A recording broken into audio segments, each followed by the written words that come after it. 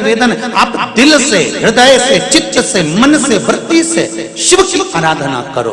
और जितने लोग इस पावन कथा को सुन रहे हैं, चाहे वो आस्था चैनल के माध्यम से सुने, फेसबुक यूट्यूब के माध्यम से सुने, चाहे इस पंडाल में बैठकर सुने, जिस समय आप इस पंडाल के अंदर प्रवेश करें उस समय आपके हृदय में यह बात रहना चाहिए कि मैं शंकर से मन लगाने, दिल लगाने, मैं शिव से अपने दिल की बात बोलने के लिए आई हूं। और मेरा विश्वास है कि 3 महीने में मेरा देवाधिदेव महादेव उसको पूरा करेगा जरूर, ये निश्चितता है।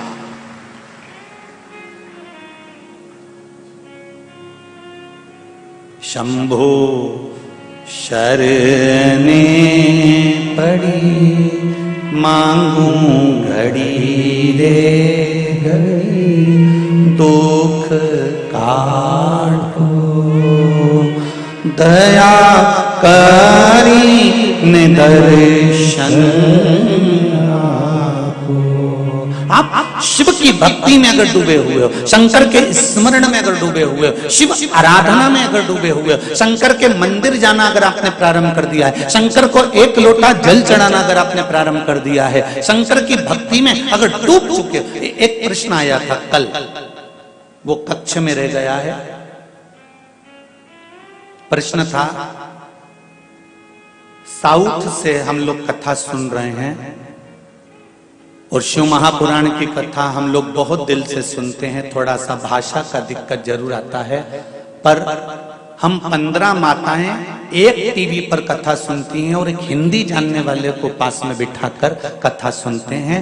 जो आप बोलते हो वो हमें तेलुगु में, मद्रासी में बोलकर बताता है और हम कथा समझते हैं। हमारा प्रश्न ये है, हमारा प्रश्न केवल इतना सा है कि हमारे इधर मंदिरों के अंदर जल चढ़ाने के लिए नहीं जाने देते और हम पशुपति व्रत करें तो फिर कैसे करें? और ये प्रश्न एक का नहीं होगा, आप में भी कई लोग बैठे होंगे ऐसे जिनके भीतर का ये प्रश्न होगा। कितने लोग हैं जिनका प्रश्न है ये? अरे बहुत सारे। रुको रुको रुको रुको जरा, बहुत बढ़िया। ये प्रश्न किसी एक का नहीं, अगर मद्रास से आया है, चेन्नई से आया है और यहां हैदराबाद वालों ने भी करा है, तो फिर कोई प्रश्न में जरूर कोई बात है। तो उन्होंने कहा कि हमको मंदिर के अंदर जल नहीं चढ़ाने देते या शिव मंदिर तक नहीं जाने देते, शिवालय तक, तो हम फिर पशुपति व्रत कैसे करें? शिव महापुराण की कथा कहती है कि कंकर में शंकर है।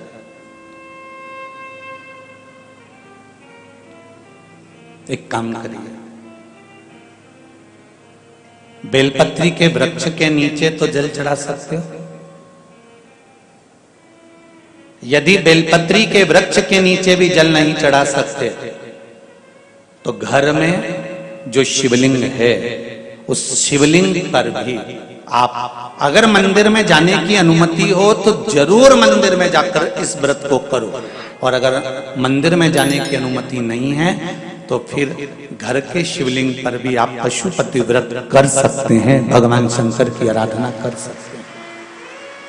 स्वीकार करेगा मेरा शिव, स्वीकार करेगा मेरा शंकर। दिल से अगर पुकारोगे तो वो दिल से सुनता है।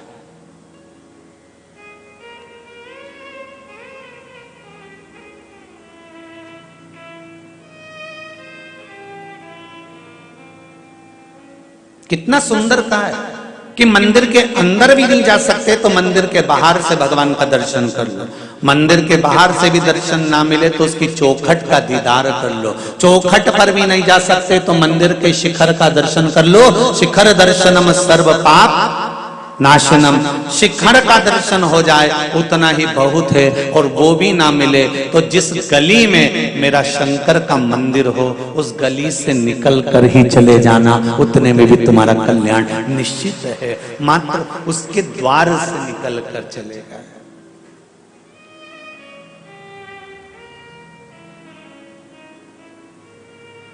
मात्र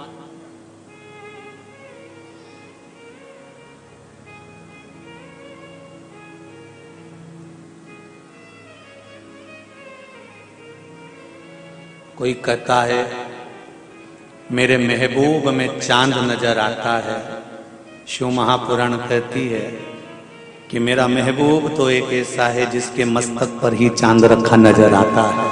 कोई साधारण हो सकता है शिव?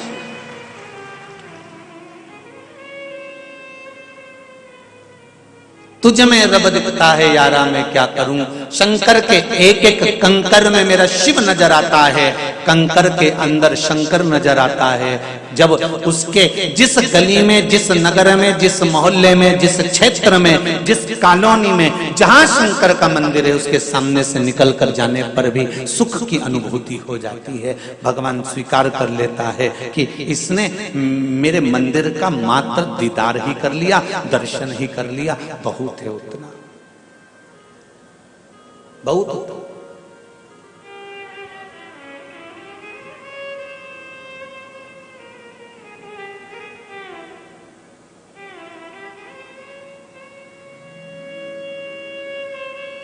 मैंने तेरे ही भरोसे बाबा, तेरे ही भरोसे हवा बिच उड़ती जावांगी। बाबा डोर हत्तो छठी नामे कटी जावांगी। भोले मैं तेरी पतंग, शंभू मैं तेरी पतंग, हवा बिच उड़ती जावांगी। बाबा डोर हत्तो छठी ना में कटी जावांगी। महाराज विदुर जी महाराज की धर्म पत्नी पारसंवी, क्या नाम था विदुर जी की पत्नी का? जम के बोलो जल्दी। पारसंवी बोलो जरा, जम के बोलो। पारसंवी विदुर जी की धर्म पत्नी। थोड़े बहुत जो कंपटीशन होते हैं ना, जैसे मुंबई के माहेश्वरी समाज द्वारा बहुत अच्छे अच्छे कंपटीशन होते हैं, अग्रवाल समाज द्वारा कंपटीशन होते हैं, अच्छा लगता है। उसमें ऐसे प्रश्न, वहां से खबर आती है कि गुरुजी कोई प्रश्न ऐसे लिख के भेजो और उसका उत्तर लिख के भेजो जैसे हम हमारी समाज में पूछें, और उसका उत्तर ढूंढने में इनको आनंद आए, समय लगे, और फिर जब रिजल्ट आए और हम उनको जब पुरस्कार करें तो हमको भी गौरवता महसूस हो कि कोई चीज दी गई। उसमें ये प्रश्न आना चाहिए कि विदुर जी की धर्मपत्नी, दुनिया के लोग कहते विदुरानी विदुरानी विदुरानी विदुरानी विदुर जी की पत्नी, उसका नाम क्या है? वो तो विदुर जी थे तो विदुरानी कर दी तुमने, डॉक्टर की डॉक्टरनी कर दी, मास्टर की मास्टरनी कर दी।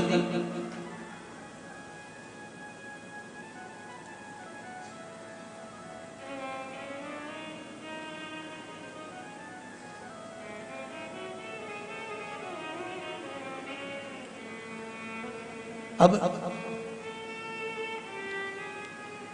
विदुर जी की विदुरायन कर दी। पारसंवी विदुर जी की धर्म पत्नी।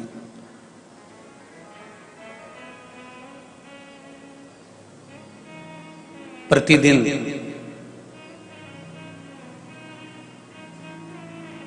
एक बेल वृक्ष के नीचे जाती थी, कंकर उठाती थी, बेल वृक्ष के नीचे रख देती थी, और एक लोटा जल जो घर से लेकर जाती थी, स्मरण करती करती करती करती करती करती शिव को चढ़ाकर आ जाती थी। एक बार पारसंवी ने जब जल चढ़ाकर लौट कर आई तो विदुर जी ने पारसंवी से पूछ लिया, विदुरायन से पूछ लिया, आज तुमने भगवान शंकर से क्या मांग लिया जो इतनी प्रसन्न दिख रही हो? तो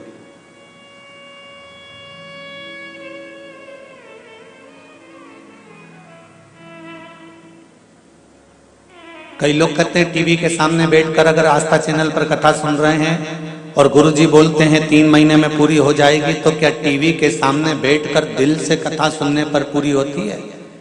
तो वो बहन जी से पूछना, उन्होंने भी हमको यहाँ नहीं देखा होगा, ना हम उनको मिले होंगे। टीवी के माध्यम से कथा सुनी होगी और वहीं पर बैठकर मांगा होगा। दिल से कहो तो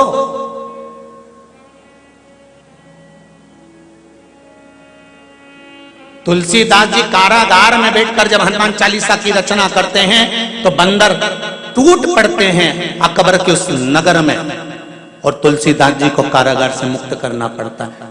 कारागार के अंदर बैठकर भगवान का भजन करा, राम जपा, शिव जपा, कृष्ण जपा, तो भगवान वहां भी आ गए। एक चींटी, छोटी सी चींटी कहीं दब भी जाती है और परमात्मा का भजन करती है तो परमात्मा आते हैं। हाथी का पांव मगर ने पकड़ लिया तो परमात्मा आते हैं।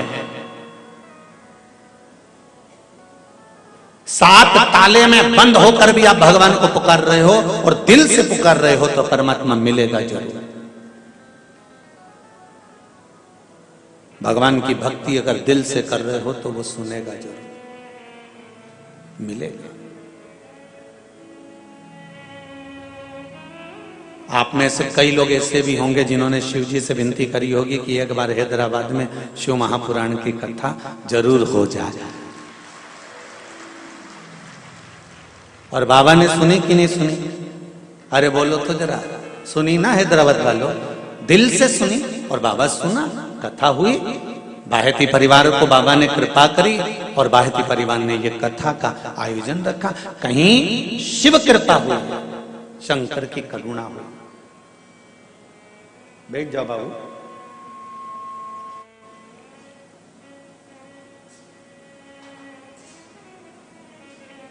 शिव कृपा होती है, शिव करुणा करते हैं, तब कोई सुख का अनुभव होता है।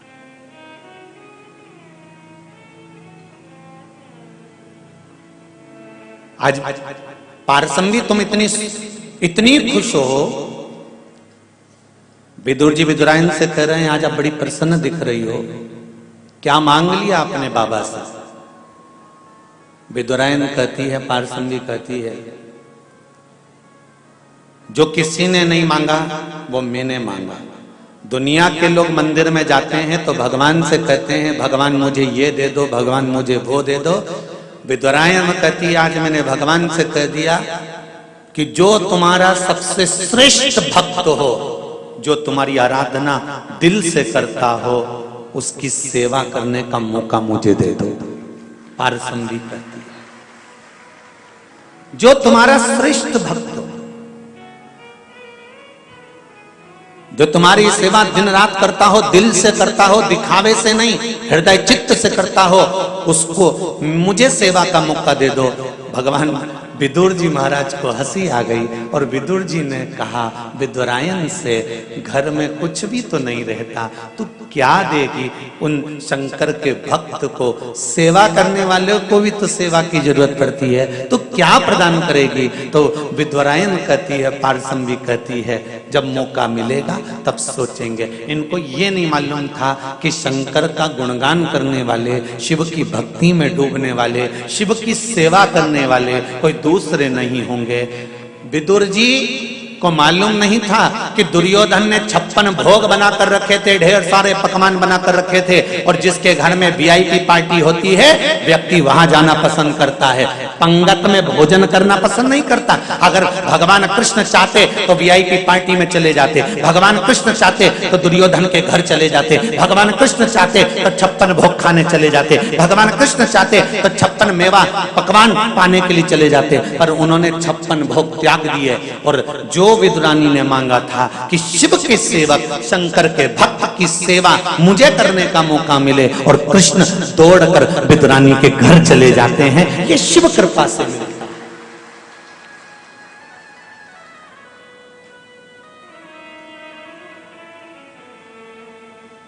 क्या विदुर जी की भक्ति में इतना बल था कि भगवान कृष्ण को घर बुला लिया? अगर कोई आपसे प्रश्न करे कि विदुर की भक्ति में बल था कि भगवान कृष्ण विदुर जी के घर पर गए, कि विदुरायन में बल था कि भगवान शंकर कि भगवान कृष्ण विदुरायन के घर गए तो आपको कहना पड़ेगा कि पारसंवी विदुरायन का वो बल प्रबल था, पारसंवी विदुरायन का वो हृदय चित्त प्रबल था, जो शंकर से कहा था उसको शिव को पूरा करना था, इसलिए 56 भोग छोड़ दिए और भगवान शंकर के वो परम आनंद करने वाले मेरे कृष्ण विदुरायन के दरवाजे पर जाकर पहुंच गए। और क्या मिला खाने के लिए? केले के छिलके।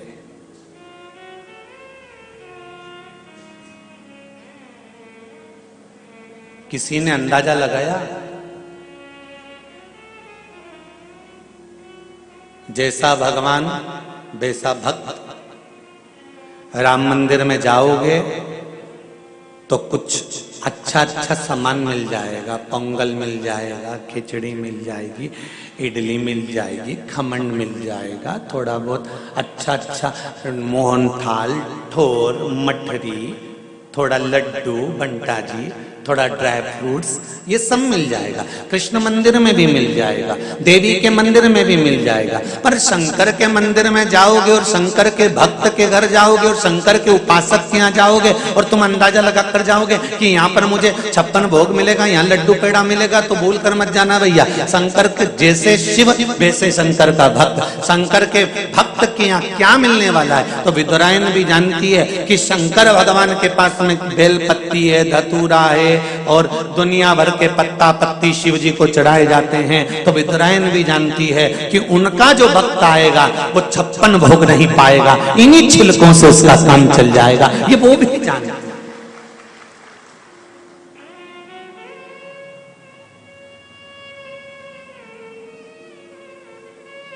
बहुत वीआईपी को बुलाओ ना तो वीआईपी जैसी व्यवस्था करना पड़ती है, साधारण को बुलाओ तो साधारण जैसी व्यवस्था करना पड़े न। जरूरत है ही क्या? आए खाए पिए मौज करे चल दिए।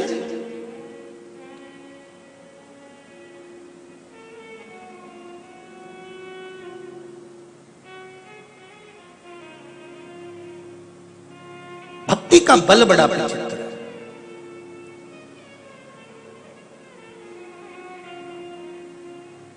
और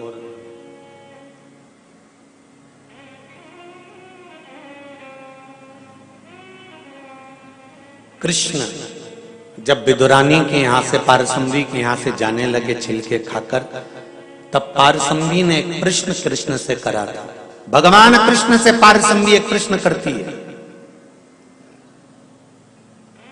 ठाकुर हे कृष्ण, भगवान ऐसा क्यों करता है? जो भक्त की परम प्रिय वस्तु होती है, परमात्मा उसको क्यों ले लेता है भक्त से? क्यों? भगवान कृष्ण ने कहा, विदुरानी जी, ओ काकी,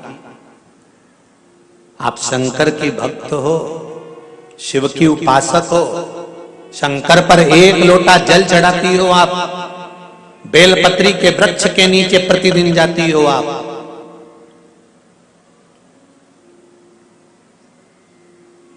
जिस बेलपत्री के वृक्ष के नीचे 64 योगिनियां, 33 कोटि देवी देवता एक बूंद जल का इंतजार करते हैं, उस बेलपत्री के वृक्ष के नीचे आप जाती हो, साधारण नहीं है।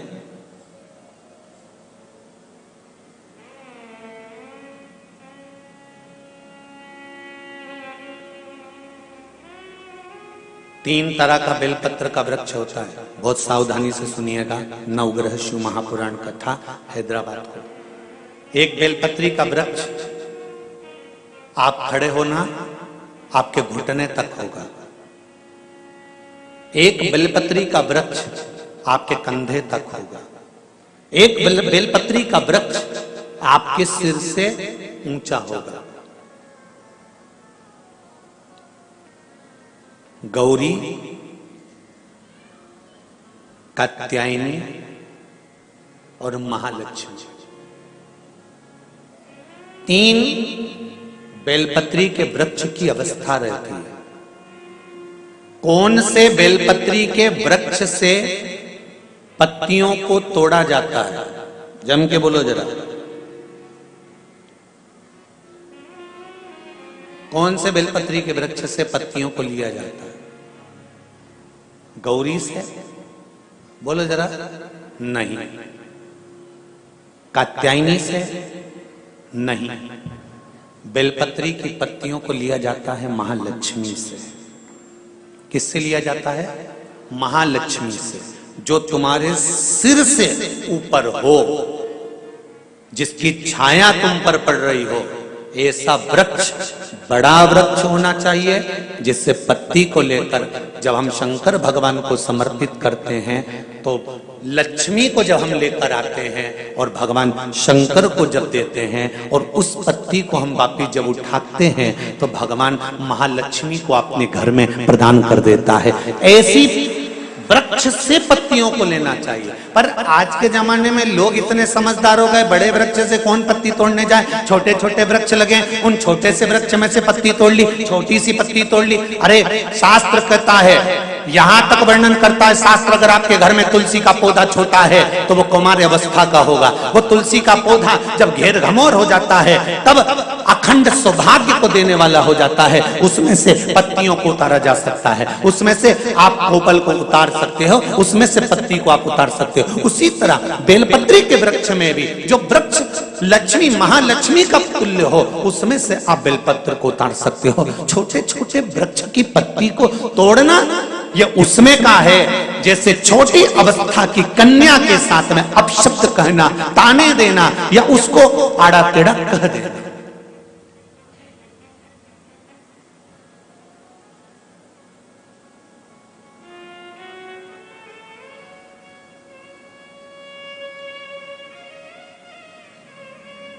नवरात्र में कन्याओं का भोजन कराती हो कि सौभाग्यवती माताओं का भोजन कराती हो? जल्दी बोलो। कन्याओं का। तो सौभाग्यवती को कराने में क्या दिक्कत है? नवरात्रि में सौभाग्यवती को भोजन कराने में क्या दिक्कत है? पर दुनिया के लोग कहते हैं कि नवरात्रि में कुंवारी कन्याओं का भोजन कराना चाहिए। और जब सौभाग्यवती माताओं का भोजन होता है, सुहागन करते हो, जब तुम्हारे घर में जब सुबासनी करते हो, सौभाग्यवती माताओं का भोजन करते हो, तब कुंवारी कन्या का भोजन कराते हो क्या? नहीं, उस समय सुहागन माताओं का भोजन होना जरूरी है। ये एक अवस्था होती है कि कब कुंवारी कन्या को भोजन कराना है, कब सौभाग्यवती को भोजन कराना है, कब बटुकों को भोजन कराना है, कब ब्राह्मणों को भोजन कराना है, कब ब्राह्मण के बच्चे को भोजन कराना है, कभी साधु संत सन्यासी तपस्वी साधक उपासक को भोजन कराना है। एक समय की अवस्था होती है। जैसे जिसकी पत्रिका में मंगल होता है, जिसकी राशि के अंतर्गत मंगल होता है और उसका विवाह नहीं हो रहा, या मंगल होने के कारण बस उसको तकलीफ आ रही है, या विवाह हो भी गया तो संबंध टूटने जैसा हो गया, कहीं कहीं अदालत में कार्रवाई चलने लगी, कहीं कहीं विवाद जैसी स्पर्धा उत्पन्न हो गई, कहीं कहीं विवाद सामने आ गया, तो उसको कुछ नहीं करना चाहिए।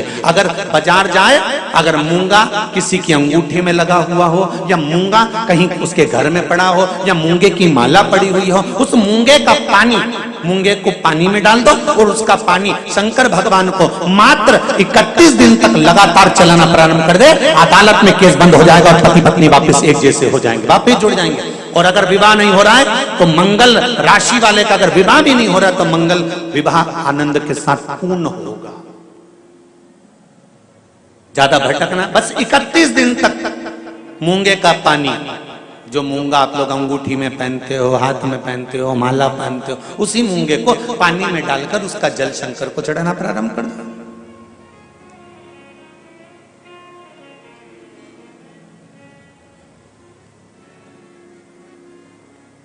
मूंगे के शिवलिंग का निर्माण किस देवता ने करा था? लिंग पुराण में आता है, शिव महापुराण में भी है। अगर आपके घर में गीता प्रेस गोरखपुर की शिव महापुराण की कथा हो तो उसमें भी पढ़िएगा कि किस किस देवता ने कौन कौन सा शिवलिंग का निर्माण किया है। मूंगे के शिवलिंग का निर्माण सर्पों ने करा था।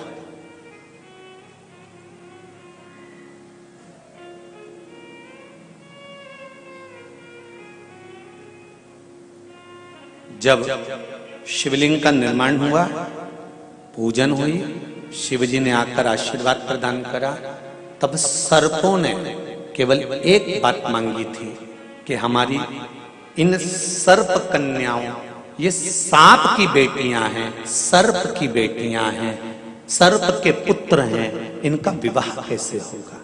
कौन होगा जो इनसे विवाह करेगा? इन सर्प कन्याओं का, इन सर्प वरों का विवाह होगा कैसे? शंकर भगवान ने कहा तुम चिंता मत करो, तुमने मूंगे का शिवलिंग का निर्माण कर कर मेरी पूजन करी है। जब जब एक लोटा जल समर्पित होगा और जो हृदय से मुझे चढ़ाएगा, उस कन्या के विवाह का, उस वर के विवाह का भार मेरे माथे पर आ जाएगा और मंगल विवाह मैं करूंगा। ये शिव वचन है।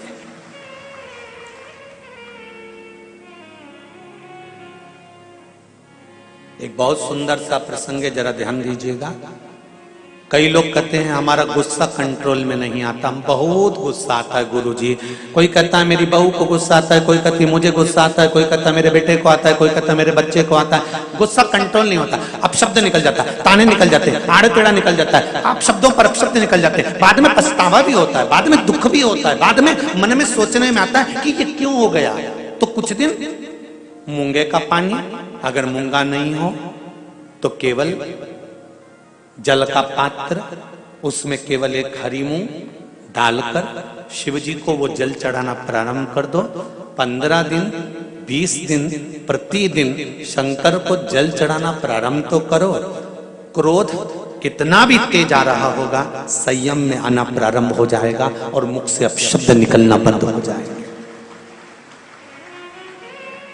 संयमित वाणी के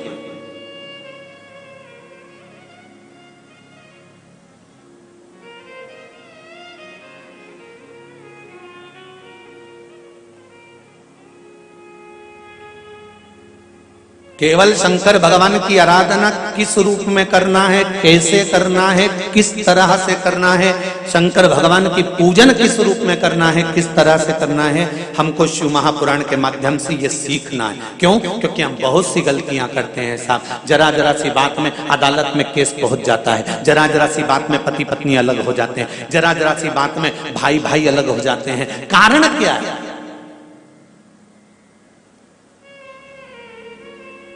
उसका कारण क्या है? जेठानी को मालूम है मेरा पति कमा रहा है, देवरानी को मालूम है मेरा पति कमा रहा है, जेठानी को देवरानी को दोनों को मालूम है कि सास और ससुर की जो जायदाद होगी वो आधी आधी मिलेगी। फिर लड़ाई किस बात की है? फिर विवाद किस बात का है? फिर भाइयों में तकलीफ किस बात की है? फिर ननंद को मालूम है कि मेरे को भी एक दिन जाना है और भाभी को भी यहाँ पर रहना है, तो फिर ननंद और भाभी में विवाद किस बात का है? हमें बस ये समझना है कि लड़की अच्छी देखी, परिवार अच्छा देखा, कुटुंब अच्छा देखा, लड़का अच्छा देखा, परिवार अच्छा देखा, फिर विवाद किस चीज के लिए होता है? वो विवाद किसी दूसरी चीज का नहीं होता। विवाद केवल हमारे ग्रहों का, हम जो सोचते हैं, बहुत अभिलाषा लेकर आते हैं, वो पूर्ण नहीं होती तो तकलीफ आती है। उसको पूर्ण करने के लिए परिवार वालों पर जोर नहीं दिया जा सकता, उसको पूर्ण करने के लिए मेरे देवाधिदेव महादेव से कहा जा सकता है कि तेरे भरोसे पर यह कार्य किया, तेरे बल पर।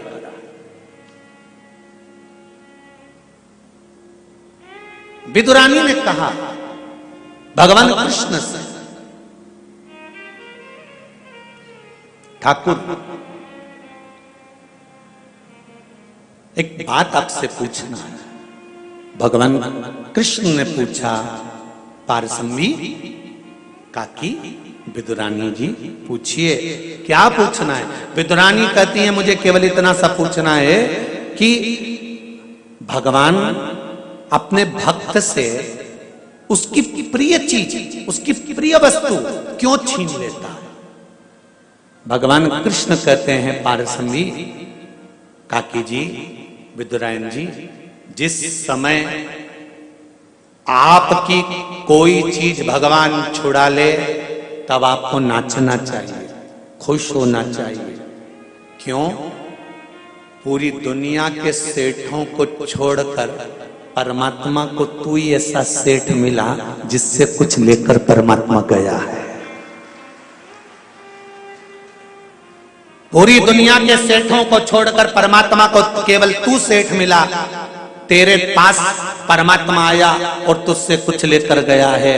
जब तुम्हारी कोई वस्तु तुम्हारे पास से चली जाए, कोई चीज तुम्हारे पास से चली जाए, तो उसमें दुख नहीं मनाना। परमात्मा ने दिया था, परमात्मा लेकर चले गया, उसमें तुम प्रसन्न होना कि वो देव अधिदेव महादेव ने दी थी और उसने वापिस ले ली है, उसमें दुख नहीं करना।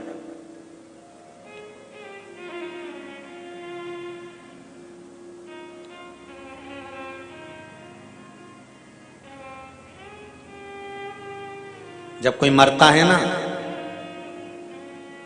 तो घर के लोग रोते हैं, इनको कोई रुलाता है?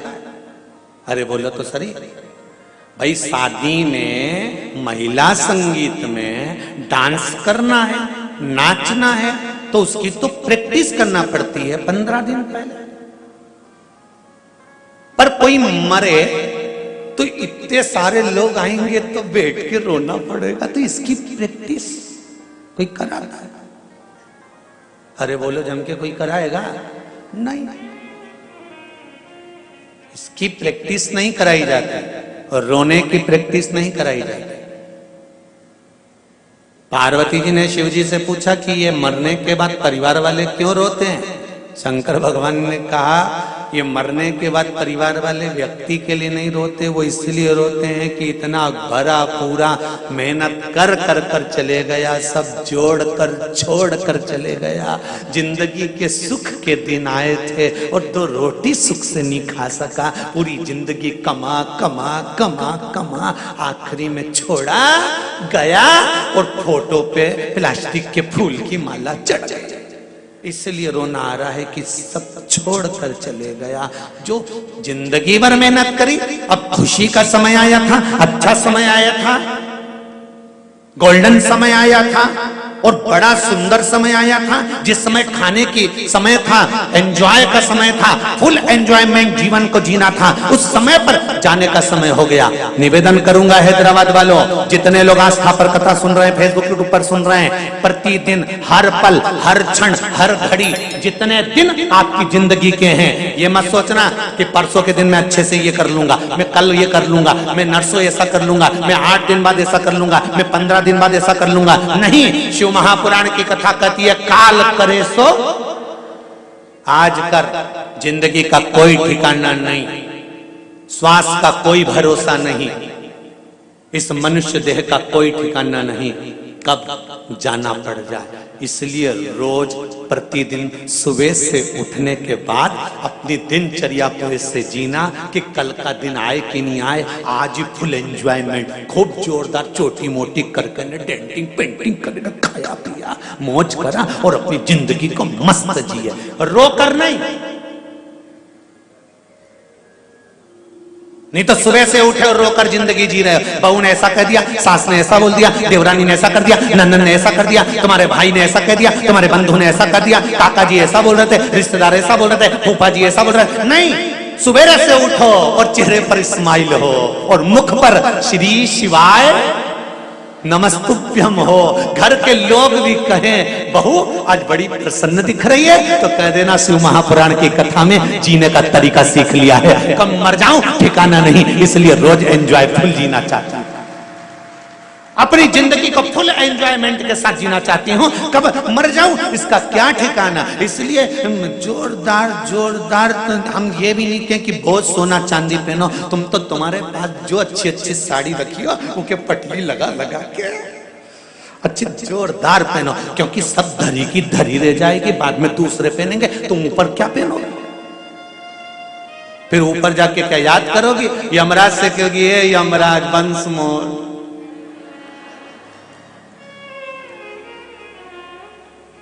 ए Yamraj please excuse me, please एक बार छोड़ दे, तेरे पांव पड़ो, मेरे पति के पर्स में 5000 रुपए रखे हैं, तेरे को दूंगी, छोड़। यमराज के चल रही है लीला, अरियो कमला चल, सुने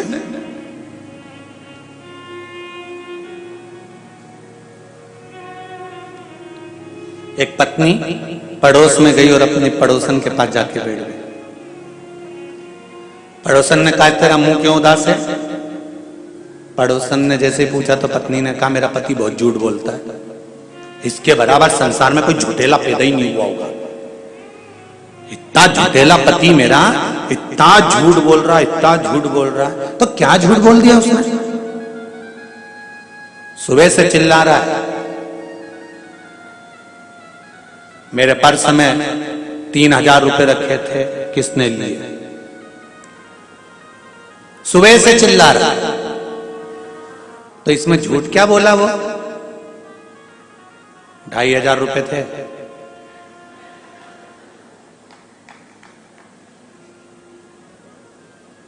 मैंने खुद पर्स में से निकाले 2500। अब बताओ इतना झूठेला पति कहां से ला?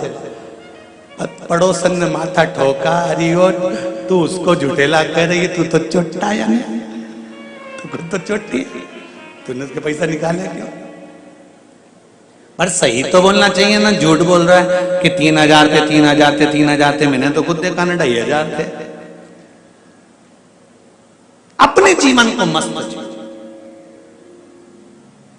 नवयुवक बच्चे बहुत जल्दी नर्वस हो जाते हैं। एक व्यापार डाला, व्यापार नहीं चला। मम्मी मैंने बहुत मेहनत करी। मां कहती है चिंता मत कर। सबसे ज्यादा व्हील पावर मजबूत करने में अगर कोई आगे आती है तो वो घर की मां आगे आती है। हर पल कहती है चिंता मत कर। लोग कहते हैं माता पिता का जिंदगी में होना क्यों जरूरी है? शिव महापुराण की कथा कहती है अगर माता पिता हैं तो कार्तिक के तारकासुर को मार सकता है अगर शंकर और पार्वती हैं। गणेश जी भी दुष्टों का संहार कर सकते हैं अगर शंकर पार्वती है। अशोक सुंदरी भी संहार कर सकती है अगर शंकर पार्वती हैं।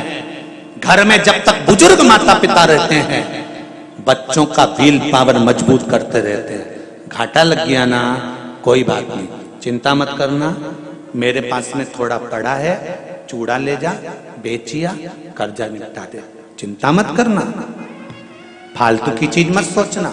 हो गया ना, जमीन पड़ी है ना गांव में, वो बेच देंगे, चिंता मत करना।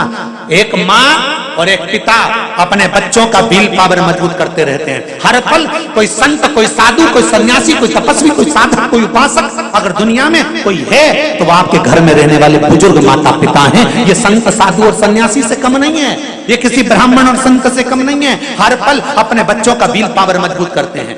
मेरा बच्चा बोलता नहीं है, बहू कहती है ये 2 साल का हो गया, बोलता नहीं है। माँ कहती है चिंता मत कर, छोटा है ना, अभी तो रुक तो जा, धीरे धीरे सीख जाएगा, बोलेगा, चिंता मत कर। माँ उसका व्हील पावर मजबूत करती जाती है।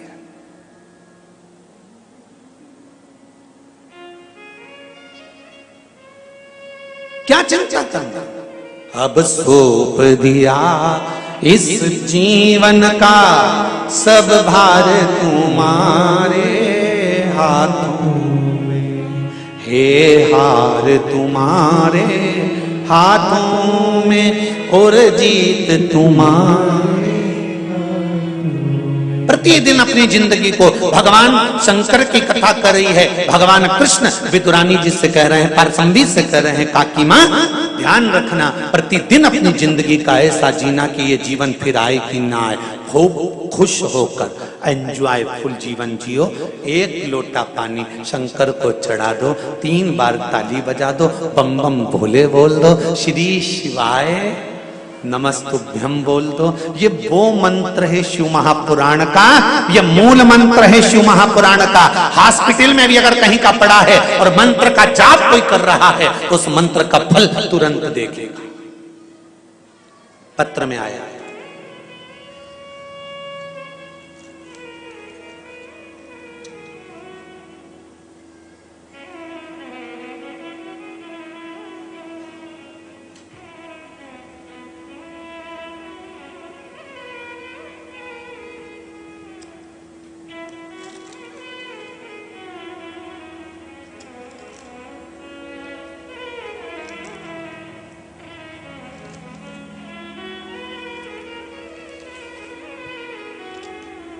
शर्मिला बजरंग लाल जी काकानी हैदराबाद, कहीं बैठे हैं? हाथ उठाइएगा। शर्मिला बजरंग लाल जी काकानी हैदराबाद। कहीं बैठे हो? हाथ हिलाइएगा, दोनों हाथ हिलाओ। हर हर महादेव। आपने पत्र में लिखा है दीदी, पहले तो धन्यवाद दूंगा कि आप लोग दिल से पत्र लिख रहे हो, और बाबा देवाधिदेव महादेव ने जो आप पर कृपा करी है उसका पूरा आनंद आपने पत्र के माध्यम से लिखा। जोरदार ताली बजाओ। बहुत बहुत साधुवाद। श्री शिवाय नमस्तुभ्यम। प्रणाम। पशुपतिनाथ व्रत के महिमा का और एक लोटा जल, इन सबका मैं क्या वर्णन करूं। आपने जो जो उपाय बताया मैंने किया, इन सबका मैं क्या क्या वर्णन करूं। गुरुदेव, 3 साल पहले मेरे पति बजरंग लाल जी की तबीयत बहुत खराब हो गई थी। हार्ट का प्रॉब्लम, शुगर, बीपी, डॉक्टर ने कहा था बाईपास कराना पड़ेगा। शुगर 500 थी, बीपी 200 रहती थी। हमारे भाई साहब जी, जेठ जी ने कहा आप शिव महापुराण की कथा सुनो। फिर हमने तब से कथा सुनना प्रारंभ किया और मैंने माला श्री शिवाय नमस्तुभ्यम की जपना प्रारंभ किया। 1 लोटा जल चढ़ाना और फिर पशुपतिनाथ का व्रत किया। फिर 2 महीने के बाद डॉक्टर के पास गए तो डॉक्टर ने कहा टेस्टिंग करवाओ।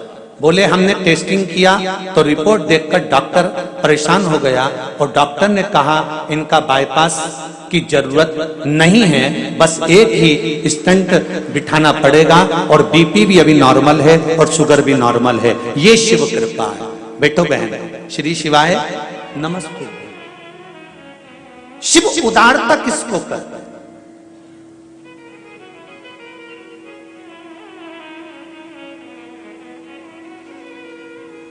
एक बात फिर कहूंगा, शिव महापुराण ना तो भभूति देती है ना बेल देती है। शिव महापुराण ना तंत्र विद्या जानती है ना मंत्र विद्या जानती है। शिव महापुराण इस व्यासपीठ से केवल एक बात जानती है कि शंकर का भजन करो। शिव से कहो, पड़ोसन से कहोगे तो वो अपनी जायदाद का हिस्सा नहीं देगी, सास से कहोगे तो वो सब कुछ दे देगी। शंकर इस मृत्यु लोक का देव है, उससे दिल से कहो, वो दिल से देना प्रारंभ कर देता है। कहो तो उससे। ब्रह्मा ब्रह्म लोक में, भगवान विष्णु वैकुंठ लोक में और मृत्यु लोक का देव है देवाधिदेव महादेव, उससे दिल से कहो। तेरा ही दिया मैंने खाया पिया है, तेरा शुक्रिया है, तेरा शुक्रिया है। अगर भगवान कृपा करता है और हम उसकी कृपा का बखान करते हैं तो भगवान शंकर को भी लगता है कि मैंने किया तो इसने मेरा बखान किया। बहू अच्छा काम करती है ना, सास 4 लोगों में बैठकर कहती है ना कि मेरी बहू ने करा है, तो बहू प्रसन्न होती है। आप लोग जो पत्र लिखकर भेजते हो ना कि शंकर भगवान ने ऐसी कृपा करी और शिव सुनते हैं ना, तो शंकर को अच्छा लगता है कि मेरा बखान किया, ये मेरा वर्णन कर रही है, मैंने दिया तो कहकर बता रही है।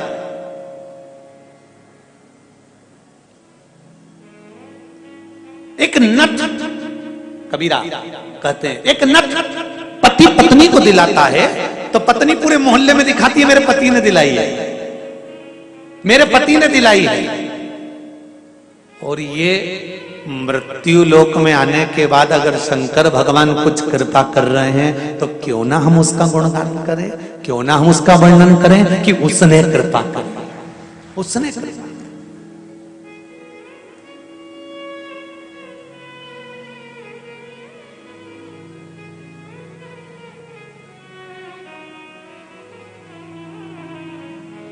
ये उसकी कृपा बिना नहीं हो सकता। और हमारे कर्म के अनुकूल हम प्रतिदिन शिव की आराधना कर रहे हैं। श्री शिवाय नमस्तु,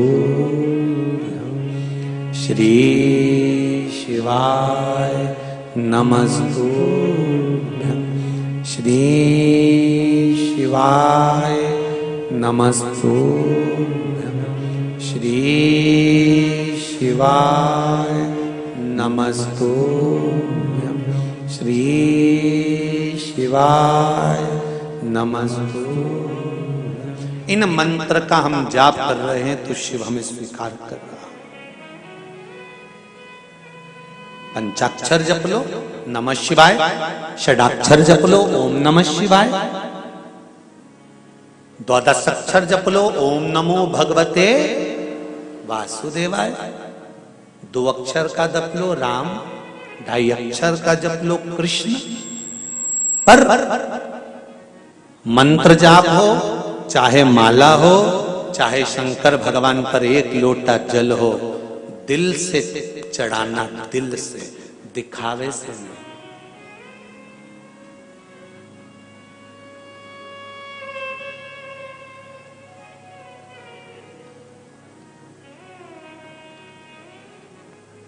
हैदराबाद शहर से कथा स्थल लगभग 15-16 किलोमीटर दूर तो होना चाहिए, क्यों भाई जी इतना तो होगा ना। 15-16 किलोमीटर दूर ये कथा स्थल है। एस कन्वेंशन 7 अमराई राजमहल होटल के पास हैदराबाद, ये जो स्थान है। अब 15-16 किलोमीटर दूर से आप लोग अगर कथा सुनने के लिए यहाँ आ रहे हो तो शंकर जी का कोई भक्त ही होगा और उसका कोई उपासक ही होगा और दिल उस दिलदार से लगाया होगा, तब तो खिंचकर चले आ रहे हो, नहीं तो कहां आते इतने।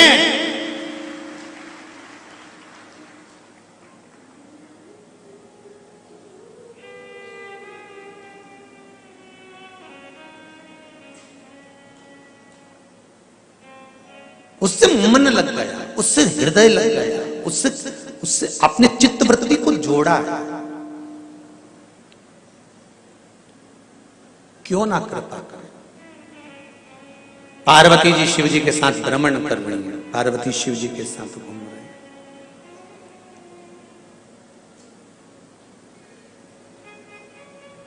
भगवान शिव की कथा कर रहे हैं।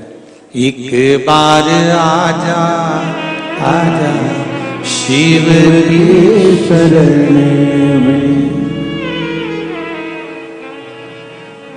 संत और फकीर सब हैं शिव की शरण में, अमीर और गरीब सब हैं शिव की शरण में।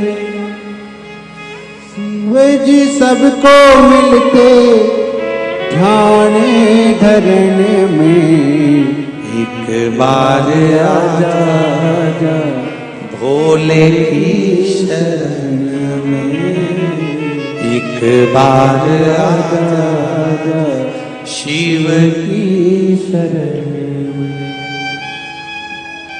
सरल देव, सहज देव, वो है देव अधिदेव महादेव। सरल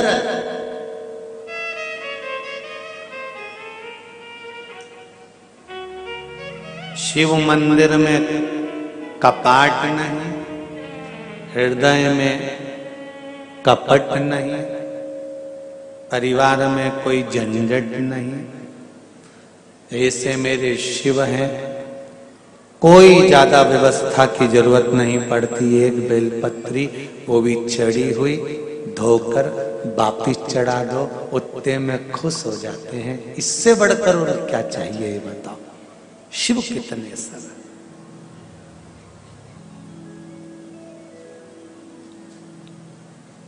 श्री शिवाय नमस्तु। सरल। शंकर भगवान पार्वती जी को लेकर गए हैं, काशी की गलियों में भ्रमण कर रहे हैं।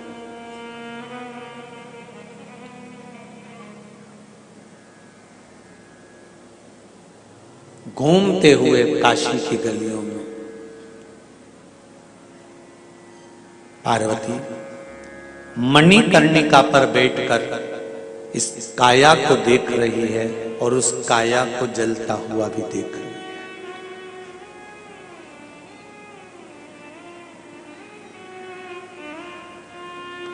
40 साल, 50 साल, 60 साल, 70 साल, 80 साल, 90 साल, 100 साल, एक दिन तो उस परमात्मा के सामने मिलना तो होगा ही, जाना तो होगा,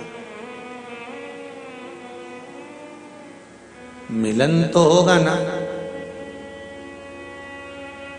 तो क्यों रोकर जिंदगी निकाले? पार्वती जी शंकर जी से पूछ रही हैं, शंभो बाबा मृत्यु लोक में जन्म लेना है, जाना है, ये साधारण सा प्रश्न।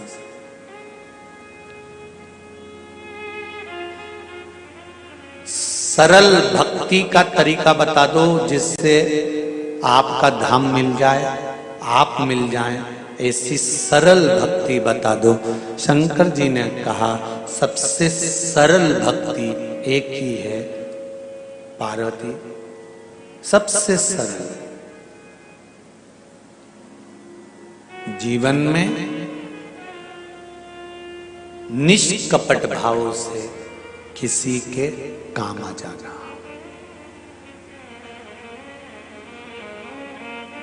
एक बहुत पहले भजन चलता था, शायद आप लोगों ने सुना होगा, कभी प्यासे को पानी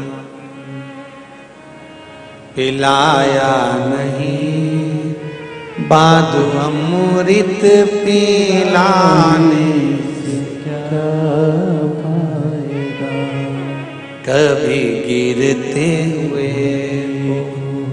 उठाया नहीं, बाद आंसू बहाने से क्या फायदा।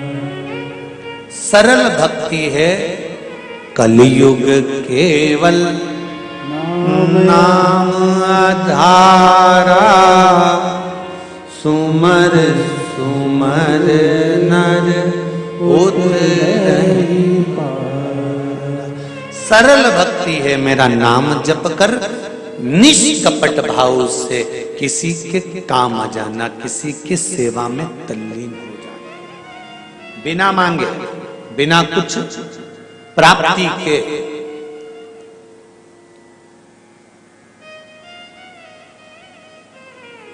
कभी विदुरानी जैसी चतुरता आप भी रखिएगा। एक आध बार शंकर जी के मंदिर में जाओ ना और शिव जी जब अकेले दिख जाए, वैसे तो आज के समय में शंकर और अकेले बहुत बड़ी बात है।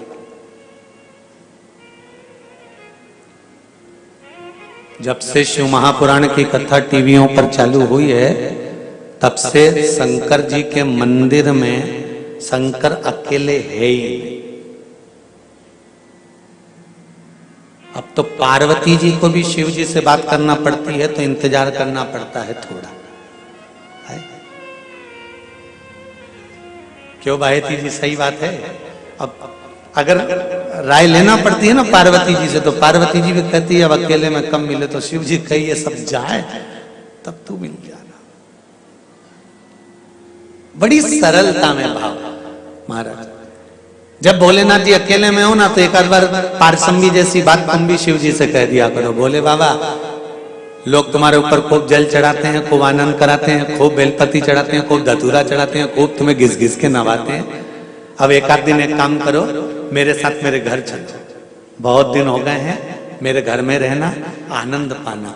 जब दिल से कहोगे और चलते चलते कहने के बाद आप नंदीश्वर से भी कह दो, नंदी को भी जाकर कह दो कि शाम को जब भ्रमण पर बाबा निकले तो मेरे घर पर थोड़ी देर रुक जाना, अंदर प्रवेश कराना, एक आध दो दिन आराम करना, फिर चले जाना, उसमें क्या दिक्कत। निष्कपट भाव से जो सेवा का प्रकल्प है वो जीवन का सुख है, उसमें परमात्मा की प्राप्ति है।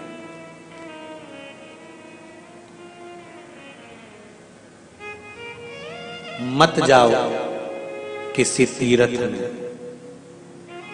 घर में अगर बूढ़े माँ बाप हैं तो उनकी सेवा कर लेना ही बद्रीनाथ और केदारनाथ के बराबर है। उनकी सेवा कर लेना ही बहुत है।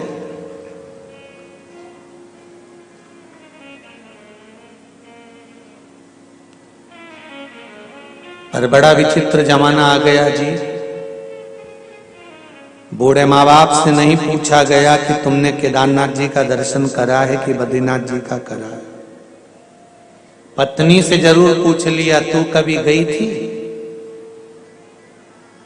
मैं छोटी थी जब पापा के साथ गई थी। हम दोस्त लोग जा रहे हैं तो पत्नी बोली मैं भी चलूंगी। तू तो पहले हो आई? नहीं मैं तो चलूंगी। गई, दर्शन भी किया। एक बार दिल से आप उनसे भी कर सकते थे, घर के बुजुर्गों से। कहाँ इनका स्वास्थ्य ठीक नहीं रहता, इनको कहाँ लेकर डोलेंगे, कहाँ लेकर जाएंगे। मत ऊपर लेकर जाना, केदारनाथ और बद्रीनाथ तक, हरिद्वार की पौड़ी तक तो ले जा सकते थे। पापा मम्मी के लिए 2 लोग छोड़ देते, हरिद्वार को हम दर्शन कर कर आते हैं। आप ऊपर जाएंगे, ठंडक पड़ रही है, घोड़े पर बैठ पाए ना बैठ पाए, दर्शन कर पाए ना कर पाए, श्वास चलती है, तकलीफ होती है, इसलिए नीचे ही दर्शन। और अगर हरिद्वार तक भी नहीं जा रहे तो पिताजी और माताजी से इतना तो कह सकते हो कि आप घर में रहना, शिव की आराधना करना, भगवान की भक्ति करना और आशीर्वाद दो कि हमारी यात्रा मंगलमय हो, क्योंकि आपके आशीर्वाद के बिना ना तो बद्रीनाथ मिलेंगे ना केदारनाथ मिलेंगे। तुम्हारे आशीर्वाद के बिना ना तो मुझे बद्रीनाथ मिलने वाले हैं ना केदारनाथ मिलने वाले हैं।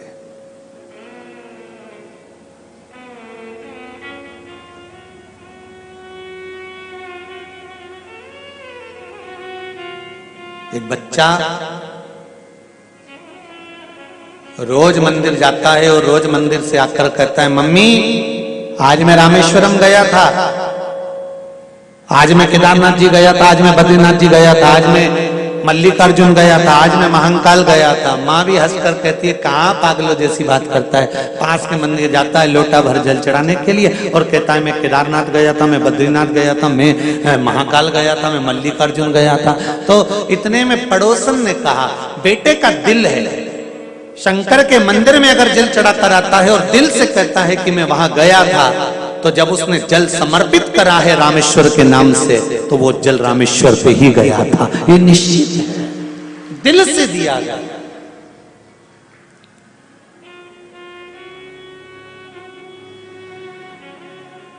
नवग्रह में से एक ग्रह है मंगल, जिसकी उत्पत्ति, जिसका जन्म शंकर भगवान के ही शरीर के पसीने से हुआ है।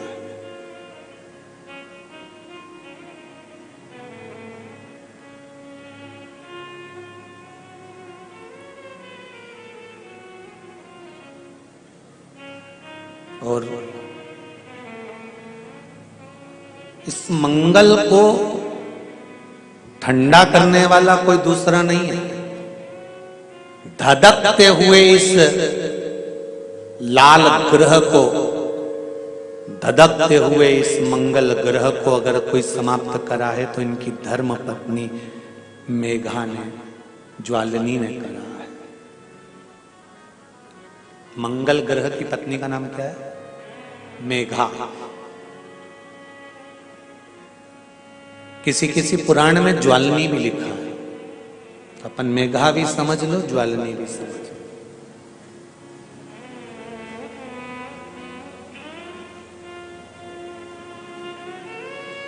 बहुत क्रोध है, बहुत क्रोध मंगल, क्योंकि इसके जन्म का जो समय है ना वो बड़ा विचित्र है। मंगल के जन्म का जो समय है वो बड़ा विचित्र है। जिस समय पर अंधकासुर बड़ा उपद्रव मचा दिया, जिस समय पर अंधकासुर ने बड़ा उपद्रव मचाया, बहुत उपद्रव मचाया,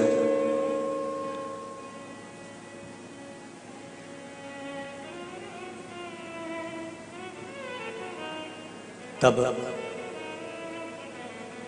अंधकासुर का उपद्रव देखा नहीं गया और अंधकासुर जब उपद्रव मचाने में तल्लीन हो गया, सब देवताओं को नष्ट करने लगा, हर तरह से उपद्रव मचाने लगा, उसको मालूम पड़ गया कि मेरे पिता हिरण्याक्ष भी चले गए हैं, तब उसको क्रोध आ गया।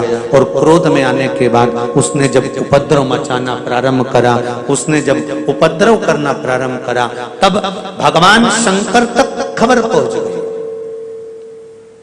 शिव जी तक बात पहुंची।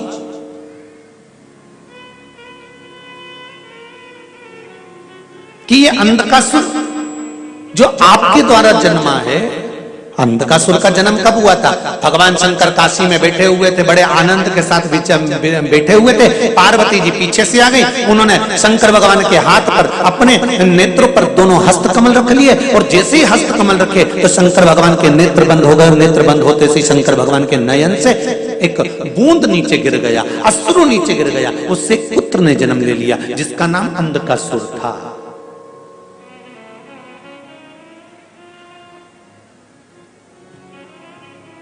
एक पुत्र ने जन्म लिया, वो अंधकासुर था। पार्वती जी ने उसको पुत्र की तरह रखा।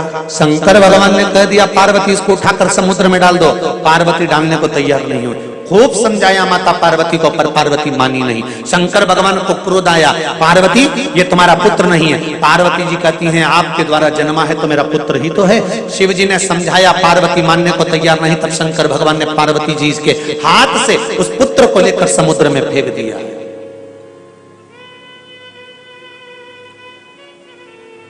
हिरण्याक्ष ने पाल पोसकर बड़ा करा।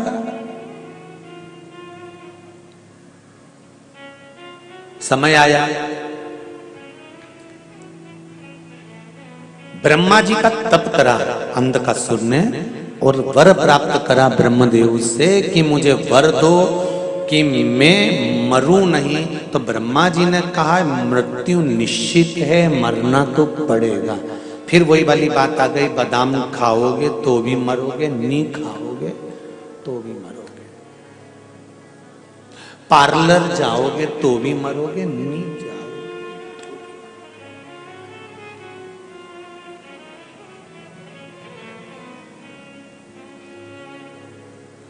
तो। घूमने जाओगे तो भी मरोगे, नहीं जाओगे।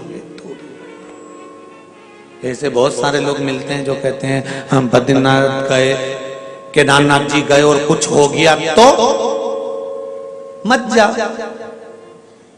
घर में बाथरूम से नहा के बाहर आ रहे थे, चप्पल पहन रहे थे, पांव फिसल गया, चोट लगी, निपट गया।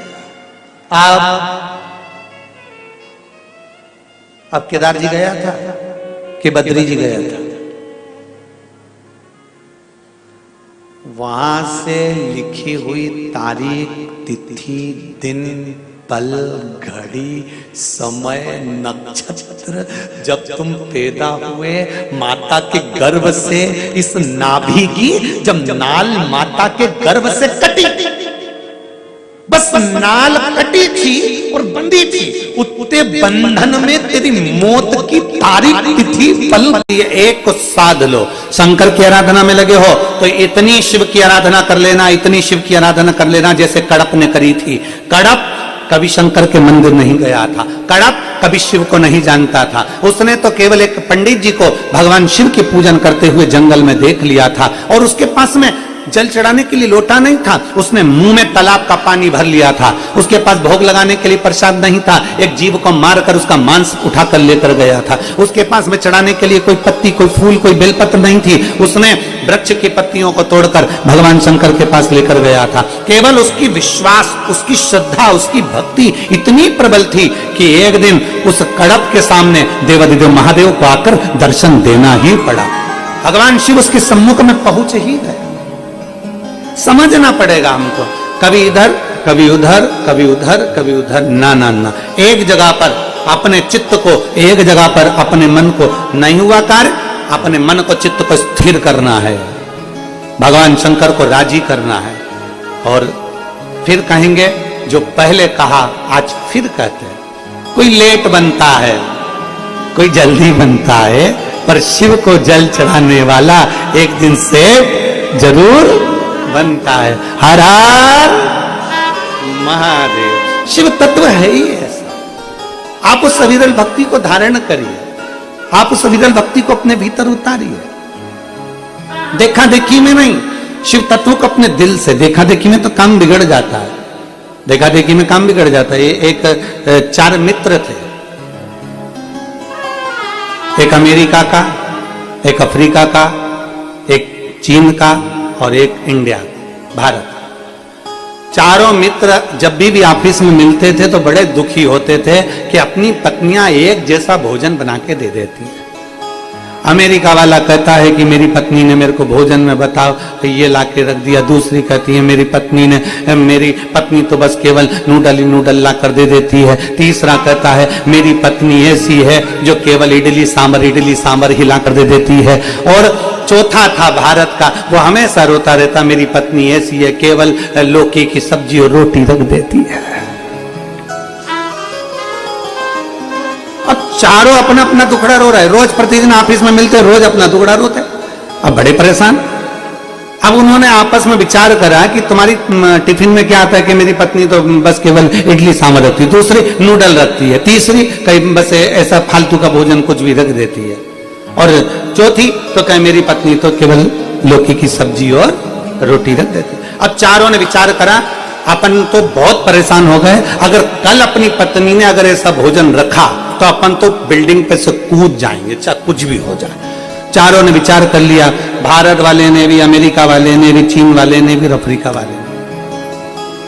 सुबेरे बड़े प्रसन्न थे चारों की चारों। आज तो अपना टिफिन अपनी पत्नी ने बदल के रखा होगा, और हो सकता है अपनी पत्नी इतनी अखंड सौभाग्य वाली है, इतना व्रत पूजन करती है, तो जरूर ये पक्का है कि आज अपने को बिल्डिंग पे से कूदना नहीं पड़ेगा। पर जैसे ही उनने टिफिन खोला और खोलते से ही देखा तो वही की वही आइटम थे, वही की।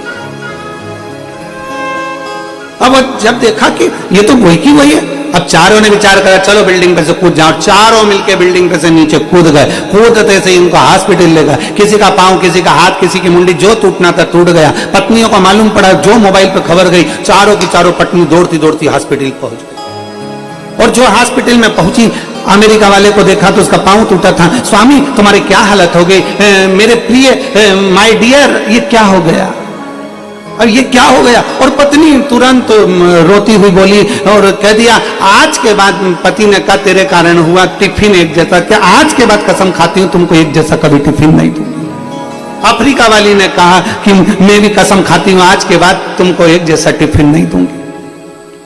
अमेरिका वाली कहती है मैं कसम खाती हूं आज के बाद एक जैसा टिफिन नहीं बनाऊंगी। पर भारत की जो महिला थी वो सिर पे पल्लू लेके और घूरती रही, पति को घूरती, सिर पे लिया उसने पल्लू और घूरती रही, घूरती रही, घूरती रही, बहुत देर तक घूरती रही। तो जितनी अमेरिका वाली, अफ्रीका वाली और चाइना वाली, वो तीनों की तीनों आई और तीनों ने आकर उससे पूछा क्या देख रही है तू? ना तो रो रही है, ना कसम खा रही है, ना तू संकल्प ले रही है, ना तू सौगंध खा रही है, फिर तू आखिर सिर पे पल्लू लेके एक जैसी टकटकी लगाकर क्या देख रही है? तो उसने कहा मैं केवल इसलिए इनको टकटकी लगाकर देख रही हूं कि इनका टिफिन तो ये खुद बनाते थे, फिर क्यों कूदे?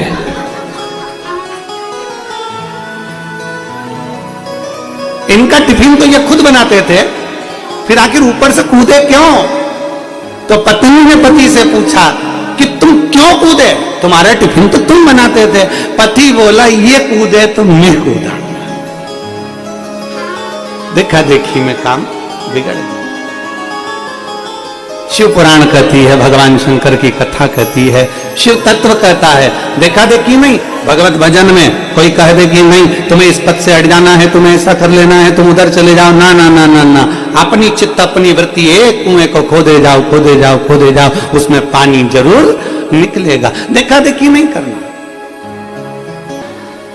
तो एक विश्वास अपने भीतर जब जागृत होता है, एक भरोसा हम शंकर के प्रति जागृत कर लेते हैं, तो शिव तत्व हमको मिलता जरूर है। हमें शंकर भगवान का शिव तत्व अवश्य प्राप्त होता है। महाराज शिव महापुराण की कथा कर रही है कि अपने भीतर का विश्वास प्रबल करिए। एक कुएं को खोदे जाओ, खोदे जाओ, खोदे जाओ, आज नहीं तो कल, कल नहीं तो परसों, पर पानी उसमें मिलेगा जरूर। भटकना नहीं है, हमें भटकना नहीं, भटकने से मुक्त होना है। कभी सोच लिया कि ऐसा कर लें, कभी सोच लिया वैसा कर लें, ना, सारी समस्या का हल एक लोटा जल। सारी समस्या का हल एक लोटा जल। बोल बम का नारा है और बाबा एक सहारा है। शिव तत्व की प्राप्ति हमारा केंद्र बिंदु, शिव तत्व की। तो शिव महापुराण में वेदव्यास जी लिखते हैं कि भगवान शंकर की अविरल भक्त। माता पार्वती जी का 5वां प्रश्न है और 5वें प्रश्न में माता पार्वती जी करेंगे कि ब्रह्मा जी भगवान नारद जी को लेकर हमारे पास में पहुंचे और उन्होंने एक पत्र हमारे सामने रख दिया। उस पत्र में ब्रह्मा जी ने ब्रह्मत्व से, ब्रह्मा जी के पद से उसका इस्तीफा दे दिया। तो हमने वो ब्रह्मत्व पद छोड़ने नहीं दिया। हमने पूछा, ब्रह्मा जी आप क्यों ब्रह्मा जी का पद छोड़ रहे हो? क्या हो गया ऐसा जो ब्रह्मा जी का पद छोड़ना पड़ रहा है आपको? ब्रह्मा जी बोले, देखो हम भले ब्रह्मा हैं,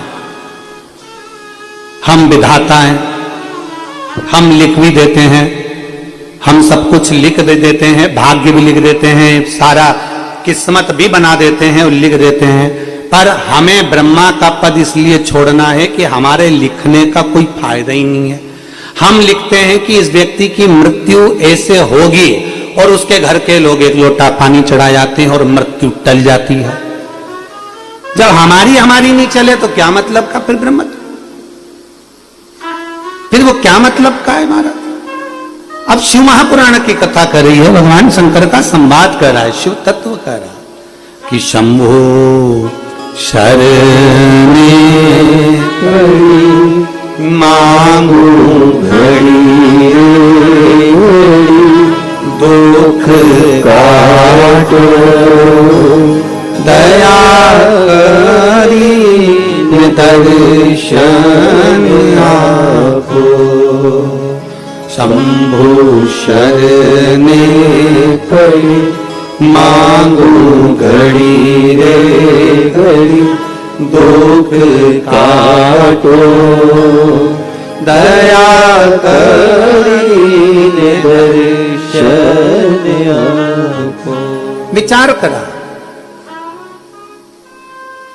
ब्रह्मा जी ने पत्र दिया, पत्र को हमने पढ़ा तो उसमें लिखा था कि मुझे ब्रह्म पद पे नहीं रहना है, अब मेरा ब्रह्मत्व मुझे छोड़ देना।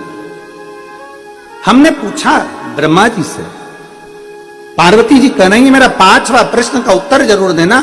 मैंने ब्रह्मा जी से पूछा, ब्रह्मा जी आप ये क्यों छोड़ रहे हो? ब्रह्मा जी आप ये क्यों छोड़ रहे हो? क्या हो गया ऐसा? ब्रह्मा जी ऐसा हुआ क्या जो आप ये छोड़ रहे हैं? ब्रह्मा जी उसी समय पर कहते हैं, माता भोले बाबा स्वयं तो नेत्र बंद करके बैठे रहते हैं। दुनिया के लोगों को लगता है कि शंकर जी के नेत्र बंद रहते हैं, पर सही मायने में मैं कहूं ना पार्वती माता, शंकर जी कभी नेत्र बंद करते ही नहीं, कभी नहीं करते। शिव जी का नेत्र कभी बंद नहीं होता। दुनिया के लोगों को भले लगता है कि शंकर जी का नेत्र बंद हो गया, पर शिव जी का नेत्र बंद नहीं होता। ये दुनिया का थोड़ा सा भ्रम है। एक बार की बात है,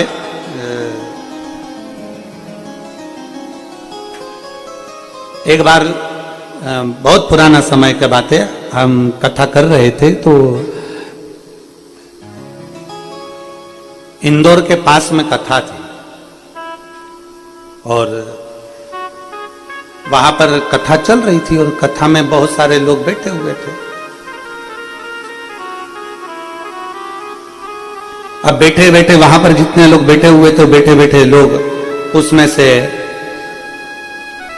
हमने जितने लोग बैठे थे हमने उनसे कहा कि देखो तीर्थ का स्थल और हमने कहा तुम लोग मन लगाकर कथा का रसपान करते हो, इतनी कथा श्रवण करते हो, बैठे बैठे थक जाते होगे, तुम्हारी निंद्रा पूरी भी नहीं होती होगी और तुम्हें लौट कर फिर वापस कथा के सत्संग में, पहले जो कथा होती थी, अब तो कथा होती है तो 3 घंटे की, 2.5 घंटे की, 2 घंटे की होती है। पहले जो कथा होती थी वो कथा सुबह के समय 9 बजे से 12 बजे तक होती थी और दोपहर में 3 बजे से 6 बजे तक होती थी। 2 समय पर कथा चलती। तो हमने हमारे जजमान से कहा, जजमान का बेटा भी कथा में बैठा था, जैसे आज आपके सब बेटे उन बैठे हुए हैं यहाँ कथा में, ऐसे वो भी बैठा था। तो हमने उनसे कहा कि ये बताओ कि तुम्हारी नींद भी पूरी नहीं होती होगी और तुम कथा में आ जाते होगे। तो उसमें से जजमान के 4 बेटे थे, उसमें से एक बोल दिया और तुरंत बोला, नहीं महाराज ऐसी कोई बात नहीं है। तो हमको लगा मतलब ये सोता भी होगा, तुम्हारी नींद पूरी नहीं होती। नहीं महाराज ऐसी बात नहीं है, हमारी तो हम नींद पूरी कर ही लेते हैं। हमने कहा कैसे कर लेते हो? कहे महाराज जी सीधी सीधी बात है, इतने दिनों से आपकी कथा सुन रहे हैं और लगभग 35 से 40 कथा हमने सुन ली। अब तुम्हारी कथा सुनने की ऐसी आदत हो गई तो हमने हमारा सोने का तरीका बदल लिया। हमने कहा कैसे? तुम कथा वाचते रहते हो, हम आंख खोल के सो जाते हैं। हमने कहा ऐसा भी होता है? हमारा कोटा हम पूरा कर लेते महाराज, हम हमारे कोटे को पूरा कर लेते। हमने कहा ठीक है, शिव भक्ति में, भगवान की अविरल भक्ति में जैसा भाव से हम रिझे, शंकर भगवान के लिए लोग कहते हैं कि शिव जी नेत्र बंद कर कर तप साधना करते हैं, शंकर भगवान का नेत्र बंद रह जाता है। भगवान के मंदिर में जाते हैं तो शिव जी तो नेत्र बंद करके बैठे रहते हैं। पर शिव महापुराण की कथा कहती है शंकर भगवान का नेत्र भले तुम्हें बंद दिखेगा, पर शंकर भगवान को जल चढ़ाने के लिए जो रोज मंदिर में जाता है, मेरे शंकर उसको अपने भीतर के नेत्र से देख ही लेते हैं। शिव अपने भीतर के नेत्र से देखते हैं। और मैंने तेरे ही भरोसे बाबा, तेरे ही भरोसे हवा बिच उड़ती जावांगी बाबा, डोर हथो छबीना में कटी जावांगी। भोले मैं तेरी पतंग, शंभो मैं तेरी पतंग, हवा बिच उड़ती जावांगी बाबा, डोर हथो छबीना में कटी जावांगी। शिव महापुराण की कथा कर रही है, भगवान शंकर का संवाद कर रहा है। भगवान ब्रह्मा जी कह रहे हैं कि मुझे ऐसा ब्रह्मत्व नहीं चाहिए जिसमें मेरी चले ही ना। यहां तो शंकर भगवान की चल रही है, केवल शिव जी की। बाबा भोलेनाथ जी कह दें किसी के ललाट पर लिखा है कि इसको ये बीमारी होगी और मैंने बीमारी दे भी दी और शंकर भगवान को जल चढ़ाया और बीमारी मिट गई।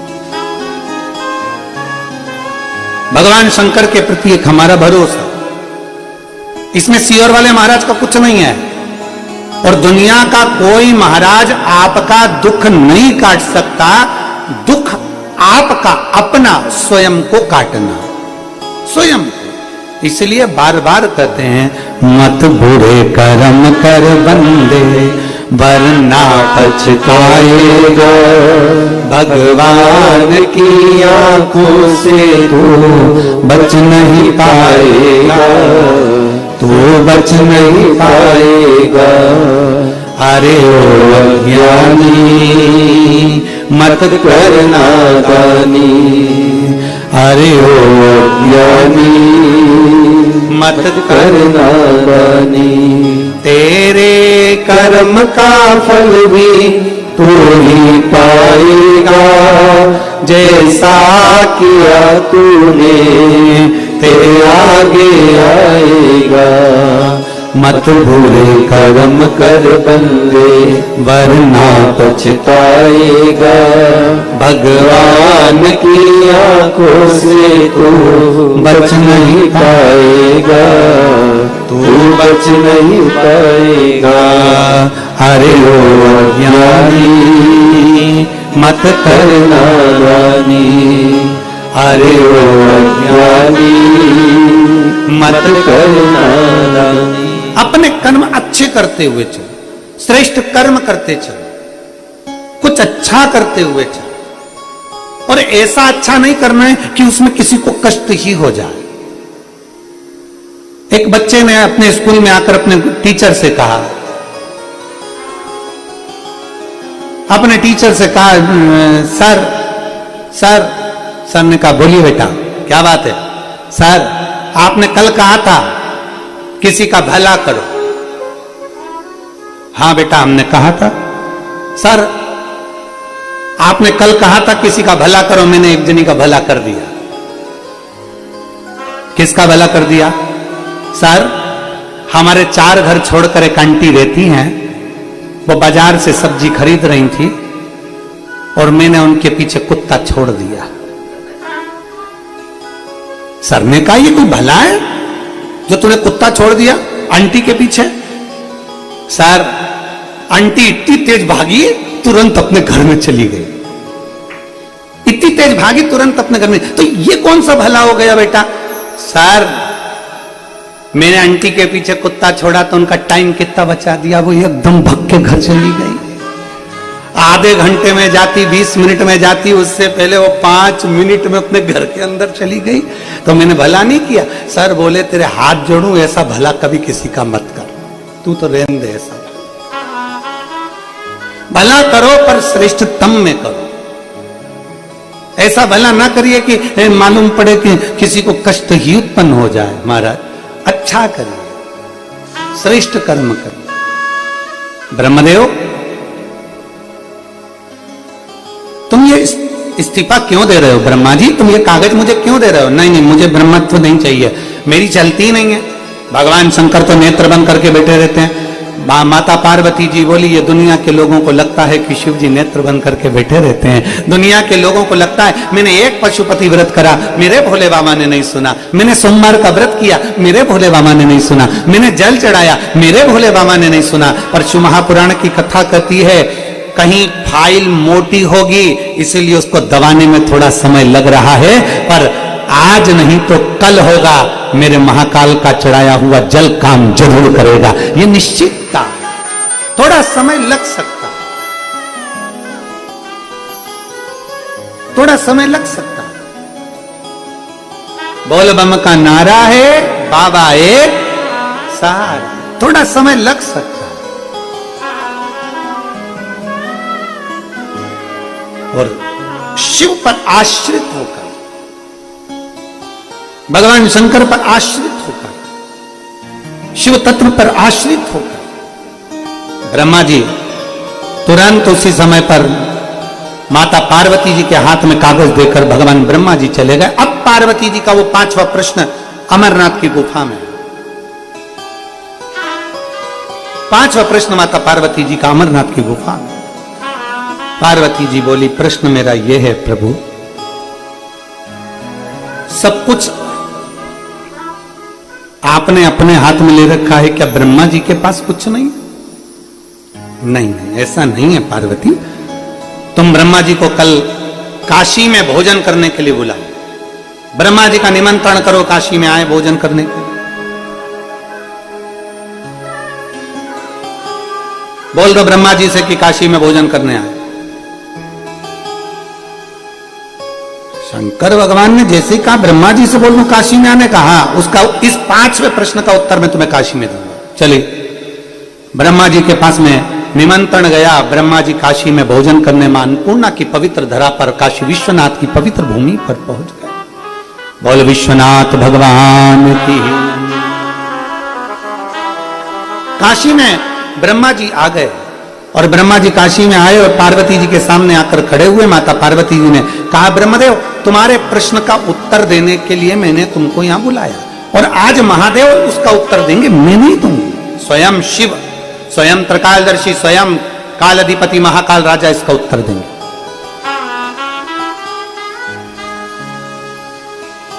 ब्रह्मा जी हाथ जोड़कर खड़े हैं। शंकर भगवान ने तुरंत कहा क्यों ब्रह्मदेव, तुमने माता पार्वती जी से क्या कहा कि तुम्हारी नहीं चलती है। अगर हमारी ही चलती है, तुम्हारी नहीं चलती, तुम्हारी नहीं चलती, तो काशी में इतने मुर्दे कहां से जलते हैं? काशी में अपने गुड़गांव में गाड़ियां ओवरटेक करती है, काशी में मुर्दे ओवरटेक करते हैं। वहां मुर्दे जलाने की होड़ लगी रहती है, लोग मुर्दे को लेकर तुरंत जल्दी जल्दी पहुंचने का प्रयास करते हैं, मणिकर्णिका। अभी मुक्त नगरी है काशी, मोक्ष नगरी है काशी। ब्रह्मदेव, तुम कह रहे हो कि काशी में अर्थात पूरी सृष्टि में हमारा चलता, ना ना ब्रह्मदेव, अगर तुम्हारी नहीं चलती तो काशी में इतने मुर्दे कैसे आते? ये इतनी मृत्यु कैसे हो रही है? ये इतने लोग मर कैसे रहे? ब्रह्मा जी, आपने जिसकी जितनी उम्र लिखी है ये वही तो जा रहे हैं। इतने में ब्रह्मा जी बोले, जा जरूर रहे हैं, पर ये सब कई ऐसे हैं कि जिनने बहुत पाप किया, तो इनको काशी में बुलाने की जरूरत क्या थी? भगवान माता पार्वती जी ने पूछा, काशी में बुलाने से क्या तकलीफ है? इतने में ब्रह्मा जी ने कहा पार्वती जी से, मां, अगर मरा हुआ व्यक्ति का शरीर काशी में अगर आ भी जाता है तो मां, उसको कोई नरक नहीं भोगना पड़ता, वो सीधे परमधाम को चले जाता है। मां, शंकर भगवान के काशी में आया जीव कैसे तड़प सकता है? कैसे भटक सकता है? मृत्यु मैंने दी है, पर बचा भोलेनाथ ने लिया। इतने में शंकर भगवान मुस्कुरा कर कहते हैं, ब्रह्मा जी, मैं आपको बताना चाहता हूं, मृत्यु का 3 क्रम है। एक मृत्यु आती है स्वाभाविक, 85 के हो गए, 90 के हो गए, 100 के हो गए, शरीर ने धीरे धीरे धीरे धीरे काम करना बंद करा, प्राण छूट गया, स्वाभाविक मृत्यु है। एक मृत्यु होती है आकस्मिक, अचानक एकदम कोई एक्सीडेंट हो गया, कोई हार्ट फेल हो गया, कोई कुछ हो गया, कोई कुछ हो गया, अचानक प्राण छूट गया, इसको आकस्मिक कहते हैं। एक स्वाभाविक मृत्यु होती है, अपने आप आती है, अपने आप जीव चले जाता है। एक आकस्मिक मृत्यु होती है, लोग कहते हैं आकस्मिक चले गया। आकस्मिक मृत्यु जिसमें अचानक मृत्यु सम्मुख आ जाती है, कोई एक्सीडेंट से, कोई हार्ट से, कोई प्रॉब्लम से वो जीव चला गया। और तीसरे नंबर पर होती है अकाल मृत्यु।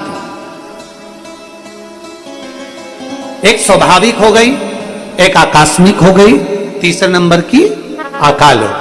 अकाल मृत्यु वो होती है जिसमें व्यक्ति ने कोई ऐसा कर्म करा होता है, पाप कर्म करा होता है, जिसके कारण उसको भोगना पड़ता है।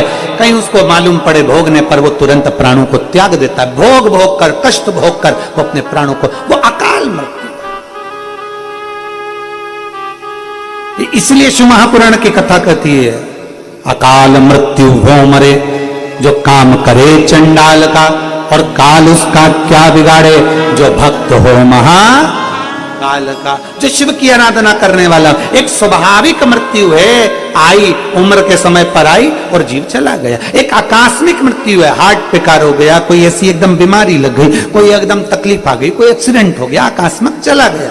फिर एक अकाल मृत्यु है, बहुत बहुत कष्ट हो गया शरीर, कोई कोर्ट में कोई केस हो गया, मालूम पड़े फांसी की सजा हो गई, मालूम पड़े किसी ने कुछ कर दिया, अकाल मृत्यु।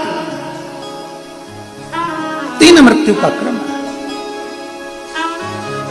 ब्रह्मा, सुनो पार्वती, स्वाभाविक मृत्यु, आकस्मिक मृत्यु और अकाल मृत्यु।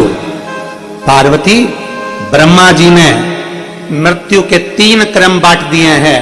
किसी की किस्मत में लिखा कि ये स्वाभाविक मरेगा, किसी की किस्मत में लिख दिया ये आकस्मिक मरेगा, किसी की किस्मत में लिख दिया ये अकाल मृत्यु से मरेगा।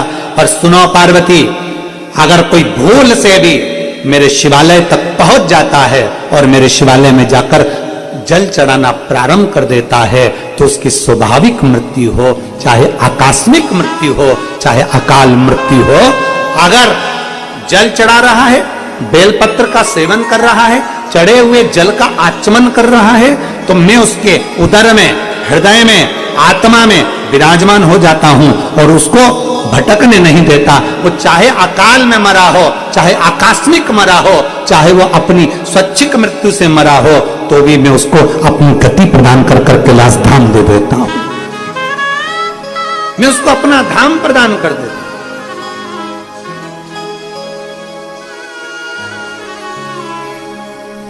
और देख लिया संसार हमने, देख लिया सब मतलब के यार हमने, देख लिया झूठे नाते झूठे रिश्ते, झूठे नाते झूठे रिश्ते। महापुराण की कथा कहती है दुनिया के लोगों को परखना है तो अपनी विपदा के समय में परखो।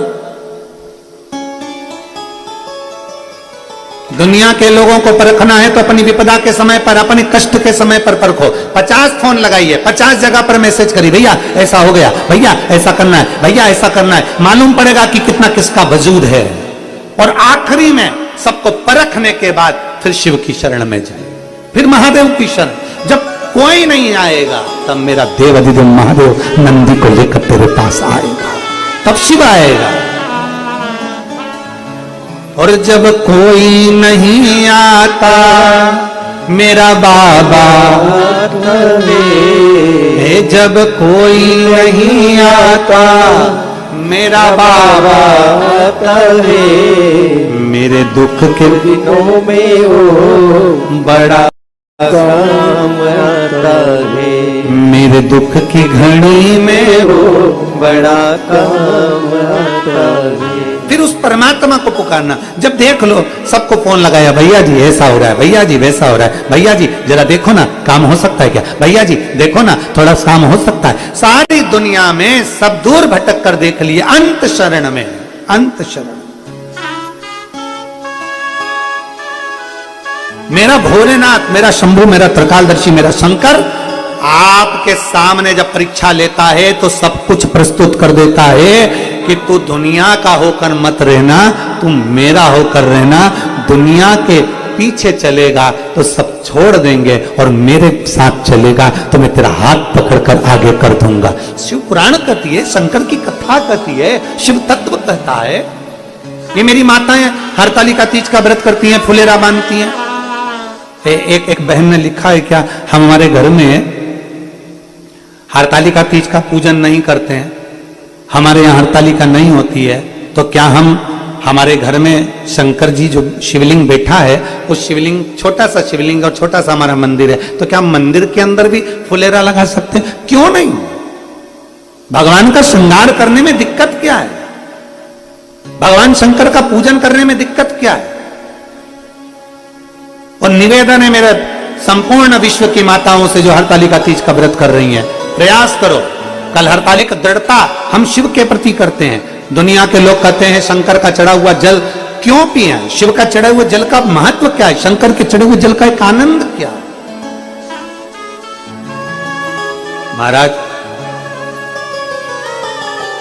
जिसने पिया है शिव के चढ़े हुए जल को, उससे पूछो कि शिव के चढ़े हुए जल का आनंद क्या है। जिसने बेलपत्री का सेवन किया है उससे पूछो कि बेलपत्र सेवन का फल क्या। जिसने देवादिदेव महादेव को जल चढ़ाया उससे पूछो कि महादेव के जल चढ़ाने का फल क्या। और जितनी मेरे भारत भूमि की माताएं बैठी हुई हैं जो आस्था चैनल पर कथा सुन रही हैं, टीवी और मोबाइल पर कथा सुन रही हैं, फेसबुक यूट्यूब पर कथा सुन रही हैं, उनसे निवेदन है जो पिछले वर्ष फुलेरे का दर्शन करी है हरतालिका तीज पर, उनसे पूछो कि फुलेरे के दर्शन का फल क्या है, क्या देता है फुलेरे का दर्शन। आपके नजदीक में 5 घर, 6 घर, 7 घर में जहां फुलेरा बंधे, जिस मंदिर में फुलेरा बंधे वहां दर्शन करने के लिए जाओ। नहीं करते व्रत, कोई बात नहीं, पर फुलेरे का दर्शन करने जरूर जाओ। और एक फुलेरे का दर्शन हम तुम्हें कल यहीं करा देंगे बाबा के धाम में, शिव तत्व। फुलेरे का दर्शन अवश्य, भगवान शंकर की अविरल भक्ति को। और फिर निवेदन है, तुम्हारा व्रत हो ना हो, 5 वृक्ष की पत्ती तोड़कर बन सके तो बेलपत्र शंकर जी को चढ़ा दो, बेलपत्र नहीं है, हरतालिका तीज के दिन तुम व्रत करो ना करो, 5 वृक्ष की पत्तियां लेकर अपने मन का भाव कहकर भगवान शंकर को अपने मन से बाबा से प्रार्थना कर कर 5 वृक्ष की पत्ती शिव को समर्पित कर दो, शिव को समर्पित। और फिर निवेदन करूंगा फुलेरा का आनंद करने वाली माताओं से, मान लो 30 साल 25 साल शादी को हो गए हो और अगर संतान का सुख नहीं हो तो मेरा निवेदन है, फुलेरे में जो सबसे नीचे के जो फूल लगते हैं, सबसे आखिरी के जो फूल लगते हैं, उसमें पीला कनेर या लाल कनेर का फूल उसमें अवश्य लगवा दीजिए। अगर जिसके घर में 25 साल में 30 साल में भी औलाद नहीं है और संतान का सुख नहीं है, तो फुलेरे के अंदर नीचे कनेर में या तो पीला कनेर या लाल कनेर, गुलाबी कनेर, जो कनेर आपको मिल जाए उस कनेर का पुष्प नीचे के भाग में उस फुलेरे के अंतर्गत लगा दीजिए। और जो बच्चे बहुत अच्छी मेहनत के साथ, बहुत अच्छी मेहनत के साथ आगे बढ़ना चाहते हैं, वो देवाधिदेव महादेव के सुंदर फुलेरे का जब दर्शन करने जाएं तो किसी भी फुलेरे के दर्शन करते समय 5 वृक्ष की पत्तियां अपने भाव से बाबा को समर्पित अवश्य करें, शिव तत्व को। हरतालिका तीज साधारण तीज नहीं है, स्वयं भगवान शंकर की जितनी जितनी पूर्व में आप अंदाजा लगाएंगे, मां सती, मां उमा, मां कात्यायनी, मां कुष्मांडा, मां स्कंदा, जितनी माता के जितने स्वरूप, मां बगलामुखी, मां ध्रुमावती, मां कमला, जितनी जितनी माता के स्वरूप हैं, जितने जितने स्वरूपों में भगवान देवाधिदेव महादेव उनके साथ में विराजमान है, ऐसा कोई स्वरूप नहीं माता का जिन माता ने भगवान शंकर के फुलेरे का दर्शन ना कराओ और हरतालिका तीज ना करिए, हरतालिका तीज का स्मरण ना करिए। और जब फुलेरे का दर्शन करने मेरी माताएं जाए, जब हरतालिका तीज का पूजन करें, जब मंदिर में या किसी के घर पर फुलेरे का दर्शन करने जाए, उस समय पर भगवान से प्रार्थना जरूर करें। फुलेरे का दर्शन करते करते, अपने मन की कामना करते करते, एक बार दोनों हाथ उठाकर जमकर जब फुलेरे का दर्शन करो, किसी के यहां पर भी फुलेरे का दर्शन करने जाओ, जमकर बोल कर आओ, श्री शिवाय नमस्तुभ्यम। भगवान शंकर का नाम स्मरण कर कर आओ, उच्चारण कर कर आओ। भजन हो रहे हो तो भजन का आनंद करिए, श्री शिवाय नमस्तुभ्यम। भगवान शंकर के मूल स्मरण करिए, करो दर्शन, खूब भाव से पूजन करो, खूब भाव से। और मैंने तेरे ही भरोसे बाबा, तेरे ही भरोसे हवा बिच उड़ती जावांगी, बाबा डोर हर को छड़ी ना में कटती जावांगी, भोले मैं तेरी मदद, शंभो मैं तेरी मदद, हवा बिच उड़ती जावांगी, बाबा डोर हर तो छड़ी ना में कटती जावांगी। भगवान शिव की कथा कहती है, ब्रह्मा जी से भगवान शंकर करें, ब्रह्मदेव क्यों तुम इस्तीफा दे रहे हो, क्यों तुम कागज दे रहे हो, ये सब कुछ तुम्हारा रचा हुआ, ये सृष्टि तुम्हारी रची हुई है। बस ब्रह्मा, भूल से अगर कोई मेरे शिवालय में आ जाता है, भूलवश मेरे शंकर के शिवालय में आकर अगर कोई जल समर्पित कर देता है, भूलवश मेरे नाम का उच्चारण कर लेता है, भूलवश मेरा दर्शन या शिव महापुराण की कथा श्रवण कर लेता है, उसको फिर चाहे वो स्वाभाविक मृत्यु हो, आकस्मिक मृत्यु हो, चाहे अकाल मृत्यु हो, वो जीव मेरा हो जाता है। मैं उसको भटकने नहीं देता, मैं उसको भटकने नहीं देता। दो चीजें हैं, नायक और नालायक, दो बातें हैं। जितने लोग श्रवण कर रहे हैं, एक होता है नायक। नायक जब भी टीवी पर देखोगे, नायक हमेशा दुश्मनों से लड़ता। नायक हमेशा दुश्मनों से लड़ता मिलेगा आपको, और नालायक अपने लोगों से लड़ता मिलेगा 24 घंटे। जब देखो, जब लड़ना झगड़ना, कोई ने कुछ कह दिया फिर लड़ने बैठ गए, फिर कह दिया फिर लड़ने बैठ गए, फिर कुछ कह दिया फिर लड़ने बैठ गए। एक होता है नायक। नायक हमेशा दुश्मनों से लड़ता है। जब टीवी खोलोगे, क्या नायक है, क्या जोरदार, दुश्मनों से लड़ता मिलेगा। और नालायक जब देखो, जब चाय फीकी बना दी, चाय में शक्कर नहीं डाली, आज तूने फिर लौकी की सब्जी बना दी, आज तूने फिर ऐसा कर दिया, वो लड़ता ही 24 घंटा लड़ता। बड़ी परेशान, बड़ी परेशान।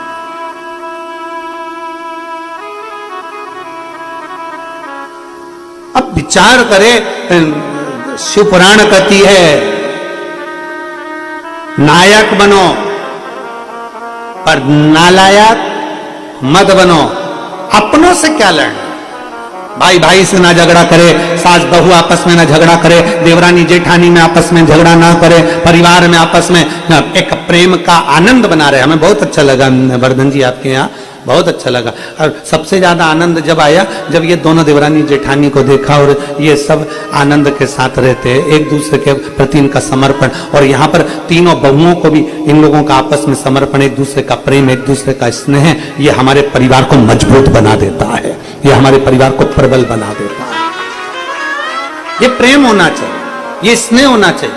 और मेरा तीनों बहुओं की माताओं से भी बहुत बहुत साधुवाद दूंगा, जिन्होंने अपनी बेटियों को इतने अच्छे संस्कार दिए कि सबको लेकर चलना है, सबका स्नेह बनाकर चलना है। ये तीनों घर की बेटियों के माओं को भी मैं धन्यवाद देता हूं। और होना चाहिए संस्कार, ये संस्कार होना चाहिए जैसा आपने दिया कि सबके प्रति समर्पित हो। मैंने देखा कल आप लोग प्रसाद पा रहे थे और सब माताएं आपस में प्रसाद पवा रही थी, आपको भोजन वगैरह करा रही थी, हम देखकर बड़े प्रसन्न हुए। नहीं तो आजकल का जमाना ऐसा है कि माँ अपनी अपनी बेटियों से कह देती है, अपना बनाओ, कमरे में ले जाओ, चल जाओ, कहा जाओ। पर संस्कार दिए हैं माँ ने, जो संस्कार दिए वो हमारे सम्मुख में प्रकट होते हैं, जो संस्कार दिए वो हमारे सामने आते हैं। अच्छे संस्कार हमारे जीवन को एक आनंदता देंगे। और फिर निवेदन है, कितने भी हमने यहाँ देखा, इस घर में वर्धन जी आपके घर में, यादव परिवार में, मुकुल जी आपके घर में, हर्ष जी आपके घर में, लक्ष्य जी आपके घर में, हमने देखा कि माताएं स्वयं 4 नौकर हो, 25 नौकर हो, तुम्हारे घर में 50 नौकर लगे हों, पर घर की स्त्री को अपने हाथ से या तो भोजन बनाना चाहिए, भोजन नहीं बना सकते तो अपने हाथ से भोजन परोसना चाहिए।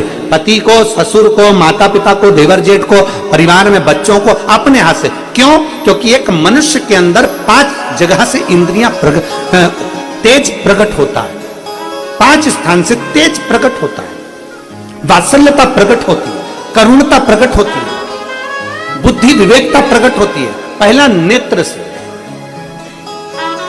नेत्र से भी तेज प्रकट होता है, नासिका के श्वास से तेज प्रकट होता है, वाणी से तेज प्रकट होता है, जिह्वा से।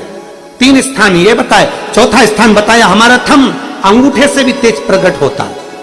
इसलिए ब्राह्मण तिलक करने के बाद अंगूठे से तिलक खींच देता। मेरी बहन बेटियां अंगूठे से तिलक खींच देती है, तेज प्रकट होता है। और 5वें नंबर है हाथ की हथेलियां, इससे भी तेज प्रकट होता है। ये मनुष्य के शरीर में 5 स्थान ऐसे दिए हैं जिसमें तेज है। इसलिए जब भी आप आधार कार्ड वगैरह बनवाते हो या जो भी कुछ बनवाते हो, गवर्नमेंट का अधिकाधिक चीजें बनवाते हो, प्रमाण पत्र, उसमें ये सब चीज काम आती है। तुम्हारी आंखों में ऐसा दूरबीन लगा कर, और वो आंखों में कह देता आंख अच्छे से फाड़ो, अच्छी तेज करो, तो वो आंखें तेज करना पड़ती है जब उसका फोटो खिंचाता। फिर वो 4 उंगलियां लगवाएगा। अब वो हथेली नहीं लगवा पाता तो तेज इसमें, तो 4 उंगली लगवा। फिर उसने कहा थम लगाओ, और थम लगाया तो क्या आया ही नहीं, वापस लगाओ। उसने फिर कपड़ा फेरा, फिर लगवाया, अभी भी नहीं आया, फिर कपड़ा फेरा, फिर लगाया, फिर नहीं आया। उसका तेज आना चाहिए।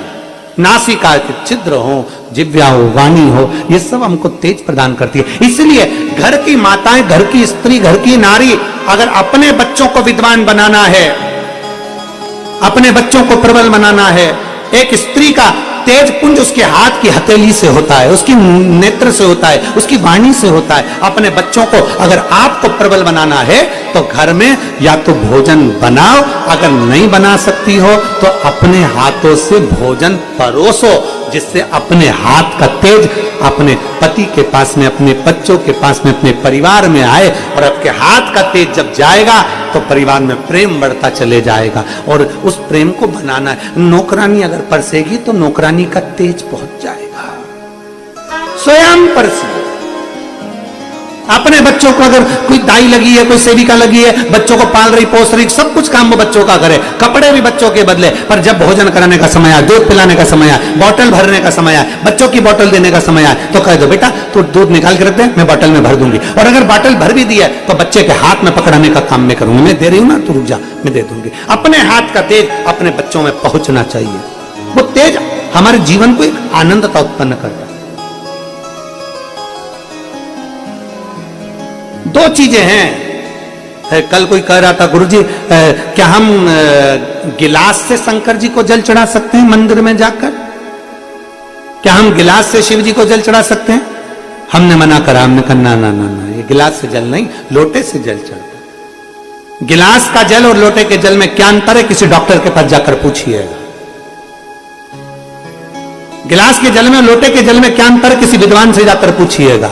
गिलास के जल में और लोटे के जल में क्या अंतर है? किसी आयुर्वेद से जाकर पूछिएगा। गिलास के जल में और लोटे के जल में क्या अंतर है? किसी होम्योपैथिक वाले से जाकर पूछिएगा कि गिलास के जल से बीमारी बढ़ती है और लोटे का जल जब बिंदु को केंद्रित करता है, जब हम भगवान शंकर को चढ़ाते हैं तो एक केंद्र बिंदु बनता है। उस केंद्र बिंदु का जल जब हम आचमन करते हैं तो वो रोग को मुक्त करता है। दुनिया के लोग कहते हैं सीवर वाले महाराज ने कह दिया तांबे के लोटे में जल लो, शिव जी को चढ़ाओ, उसका क्या प्रभाव पड़ेगा? हम कहते हैं उससे बिंदु, आज का विज्ञान, आप जाकर सब कुछ हमारे विज्ञान से जुड़ा हुआ है। जितना भी शिव की आराधना है, एक बेलपत्री भी चढ़ा रहे हो तो विज्ञान से जुड़ी हुई।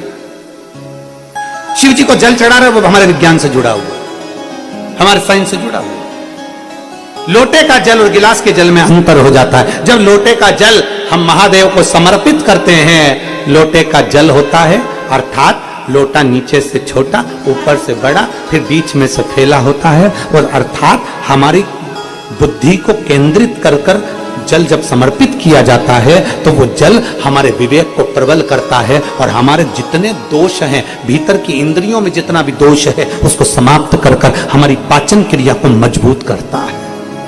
लोटे का जल हमारी पाचन क्रिया को मजबूत करता है। जिसके पेट में तकलीफ रहती हो, जिसका पेट हमेशा तकलीफ में रहता हो, हमेशा तकलीफ में, कोई नई नई बीमारियां हो जाती हैं, पेट से जुड़ी जितनी बीमारी हो जाए, आप नियम बना लो कि तांबे का लोटा मेरे कमरे में रहे, उसमें जल भर दूं, गिलास में पानी पीना बंद कर दूंगी और लोटे से पानी पीना चालू करूंगी। पुराने जमाने में बीमारियां कम होती थी, लोटे का जल ज्यादा पीते थे, गिलास विलास हाथ में नहीं लेते। गिलास तो अंग्रेजों ने हमको पकड़ा दिया और ना जाने काय काय का गिलास पकड़ा है, क्या बोलूं आपको।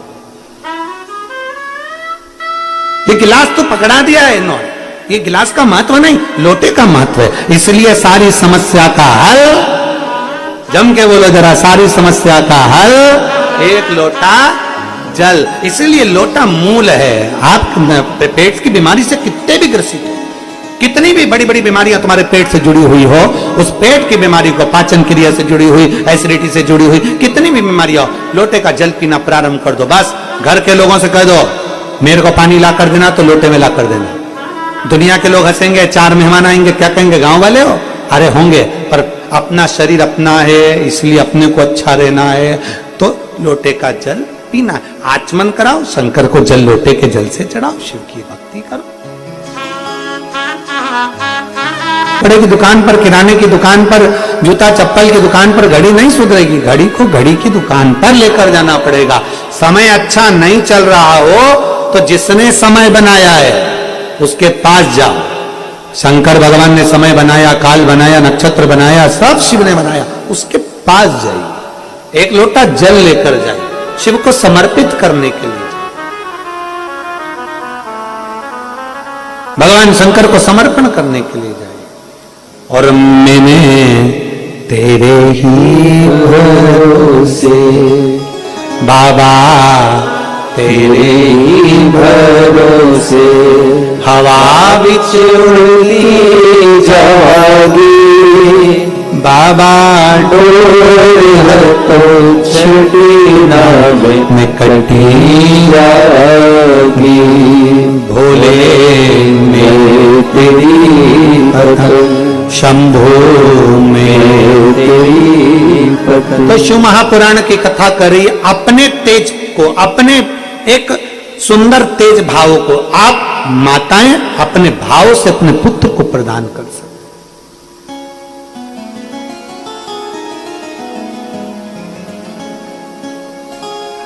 पार्थिव शिवलिंग का जब निर्माण करते हैं, पार्थिव शिवलिंग का जब हम निर्माण करते हैं, अपने हाथों से करें। स्वयं ब्राह्मण देव कहेंगे, पंडित जी आएंगे अभिषेक कराएंगे, ब्राह्मण आएंगे अभिषेक कराएंगे, और बुलाना भी चाहिए, आमंत्रित करना भी चाहिए। ब्राह्मण आएंगे, पूजन कराएंगे, अभिषेक कराएंगे, सब कुछ कराएंगे।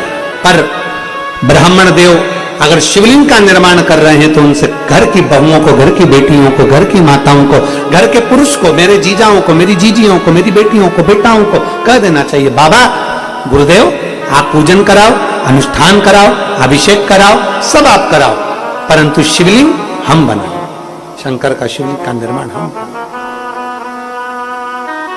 भगवान शंकर के शिवलिंग का निर्माण अपन स्वयं करो, प्रयास करो, क्योंकि आप जब शंकर के शिवलिंग का निर्माण करोगे तो दिल से करोगे, भाव से करोगे, आनंद के साथ। किस भाव से हम शिवलिंग का निर्माण कर रहे हैं? पार्वती जी का एक प्रसंग आता है, सुंदर प्रसंग है माता पार्वती जी का। 6 वर्ष की अवस्था है माता पार्वती जी, और माता पार्वती जी की 6 वर्ष की अवस्था, गला पकड़ रहा है, 6 वर्ष की अवस्था है माता पार्वती जी की। और 6 वर्ष की अवस्था में माता पार्वती जी शंकर भगवान की आराधना में लीन थी। उन्होंने शिवलिंग का निर्माण नहीं किया था, उन्होंने शंकर के शिवलिंग का निर्माण, पार्थिव शिवलिंग का नहीं किया, बस तप साधना में लीन थी मां। इतनी तप साधना कर रही थी 6 वर्ष की अवस्था में कि देवता भी उनको देखकर आश्चर्य कर रहे थे। देवर्षि नारद ने उनको कह दिया था, एक शिक्षक बनकर देवर्षि नारद उनके सामने आए थे और उन्होंने कह दिया था, अगर तुम शंकर की आराधना करोगे तो शिव तुम्हें पति के रूप में मिलेंगे। कोई गुरु आता है जीवन में। आज सभी देशवासियों को शिक्षक दिवस की बहुत बहुत बधाई, बहुत बहुत साधुता है संपूर्ण देशवासियों को शिक्षक दिवस। एक गुरु, एक शिक्षक आपकी जिंदगी में आकर आपको बता देता है, मार्ग बता देता है।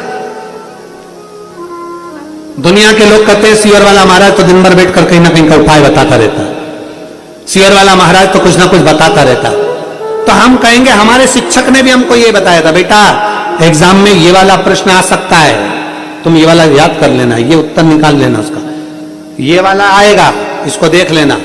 हमारे शिक्षक, हम जब उनको किताब देकर आते थे तो हमारे शिक्षक 20-20 क्वेश्चन होते थे, तो 20-20 क्वेश्चन की उस किताब में भी हमारे शिक्षक उसमें टिक लगा देते थे, ये तैयारी कर लेना, हो सकता है इसमें से आ जाए। अब तैयारी किसको करना है? अपने को। शिक्षक ने तो टिक लगा दिया।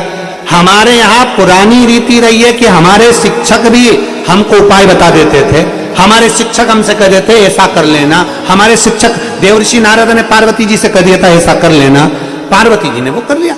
शिवपुराण भी बताती है, शिव महापुराण भी वर्णन करती है। अब दुनिया के लोगों को लगे किसी और वाला महाराज तो दिन भर बैठकर बता दे कि बेलपत्री ऐसे चढ़ाओ, जल ऐसे चढ़ाओ, पानी ऐसे चढ़ाओ, आचमन ऐसे करो। अरे भाई, किसी डॉक्टर के पास जाओगे तो दवाई का तरीका तो बताएगा, कि डायरेक्ट कह देगा कि ये दवाई लो, तुम्हारी मर्जी पड़े तब निपटा लो, तुम्हारा मन पड़े जब खा लो। दवाई का तरीका बताएगा। खाली पेट ये वाली दवाई लेना है, भोजन के बाद ये वाली, नाश्ते के बाद ये वाली, सोते समय ये वाली। अब तुम सारी दवाई सवेरे के टाइम, रात की, दिन की, भूखे पेट, भरे पेट की, सब तुम एक बार में निपटा लो। तुम तो सब खा जाओ, पानी लेके बैठ जाओ लोटा में, और सब सुबह की, नाश्ते की, खाने की, रात्रि की, सोने के बाद की, सोने के पहले की, सब निपटा लो। और फिर डॉक्टर के पास 1-2 हफ्ते बाद जाकर के, मेरे को तो बिल्कुल आराम नहीं लगा सर, एकदम बिल्कुल आराम नहीं है, मेरे को बिल्कुल आराम नहीं। डॉक्टर साहब कहेंगे दवाई ली तुमने? हाँ, दवाई तो ली। सब ली, हाँ मैंने जैसी लिखी थी वैसी ली ना। फिर मैं तो भोजन करने के बाद सवेरे से बैठ जाती थी, सब खा जाती थी। डॉक्टर हाथ जोड़कर कहेगा, अरे वो जीजी मैं तेरे हाथ जोड़ूं, आज तो मेरे क्लिनिक पे आ गई, अगली बार मत आओ। तू जा यहां से, तेरे बस की बात नहीं है। सब एक साथ खा गए। हाँ, जब हमारे डॉक्टर दवाई का तरीका बताते हैं, सवेरे ऐसे खाना, शाम को ऐसे खाना, ऐसे पीना, ये करना वो करना, ठंडे पानी से, गर्म पानी से, दूध से, बिना दूध के, भोजन के, नाश्ते के बाद ऐसे खाना, ठंडे से परहेज करना, चावल मत खाना, ये मत खाना, डॉक्टर भी हमारे यहाँ पर उपाय बताते हैं। तो शिव महापुराण में अगर कोई सियोर वाला महाराज उपाय बता दे तो तुम्हें क्या सोचना कि बेलपत्री कैसे चढ़ाना, जल कैसे चढ़ाना है, फुलेरा कैसे बांधना है, फुलेरे का फूल कैसे लगाना है, कनेर का फूल कहां लगाना है। फिर ये आपके ऊपर निर्भर करता है कि आप उसको कितना स्वीकार करते हैं। तरीके से अगर भगवान शंकर की आराधना करोगे तो मेरा ओ घरदानी, मेरा शंकर, मेरा त्रिकालदर्शी, मेरा कैलाशी, मेरा विनाशी, मेरा शिव तुम्हें प्राप्त जरूर होगा। वो छूटने वाला नहीं है, तरीके से अगर प्राप्त करो। अब लोग कहते हैं क्या होता है, पहले के लोग भी तो बेलपत्री चढ़ाते थे, पहले के लोग भी तो जल चढ़ाते थे, तो पहले के लोग भटकते भी बहुत थे। कभी यहां चले गए, महाराज जी बता दो, फिर कोई घूम घूम के बतावे, फिर उसके यहां चले गए, फिर उसकी सारी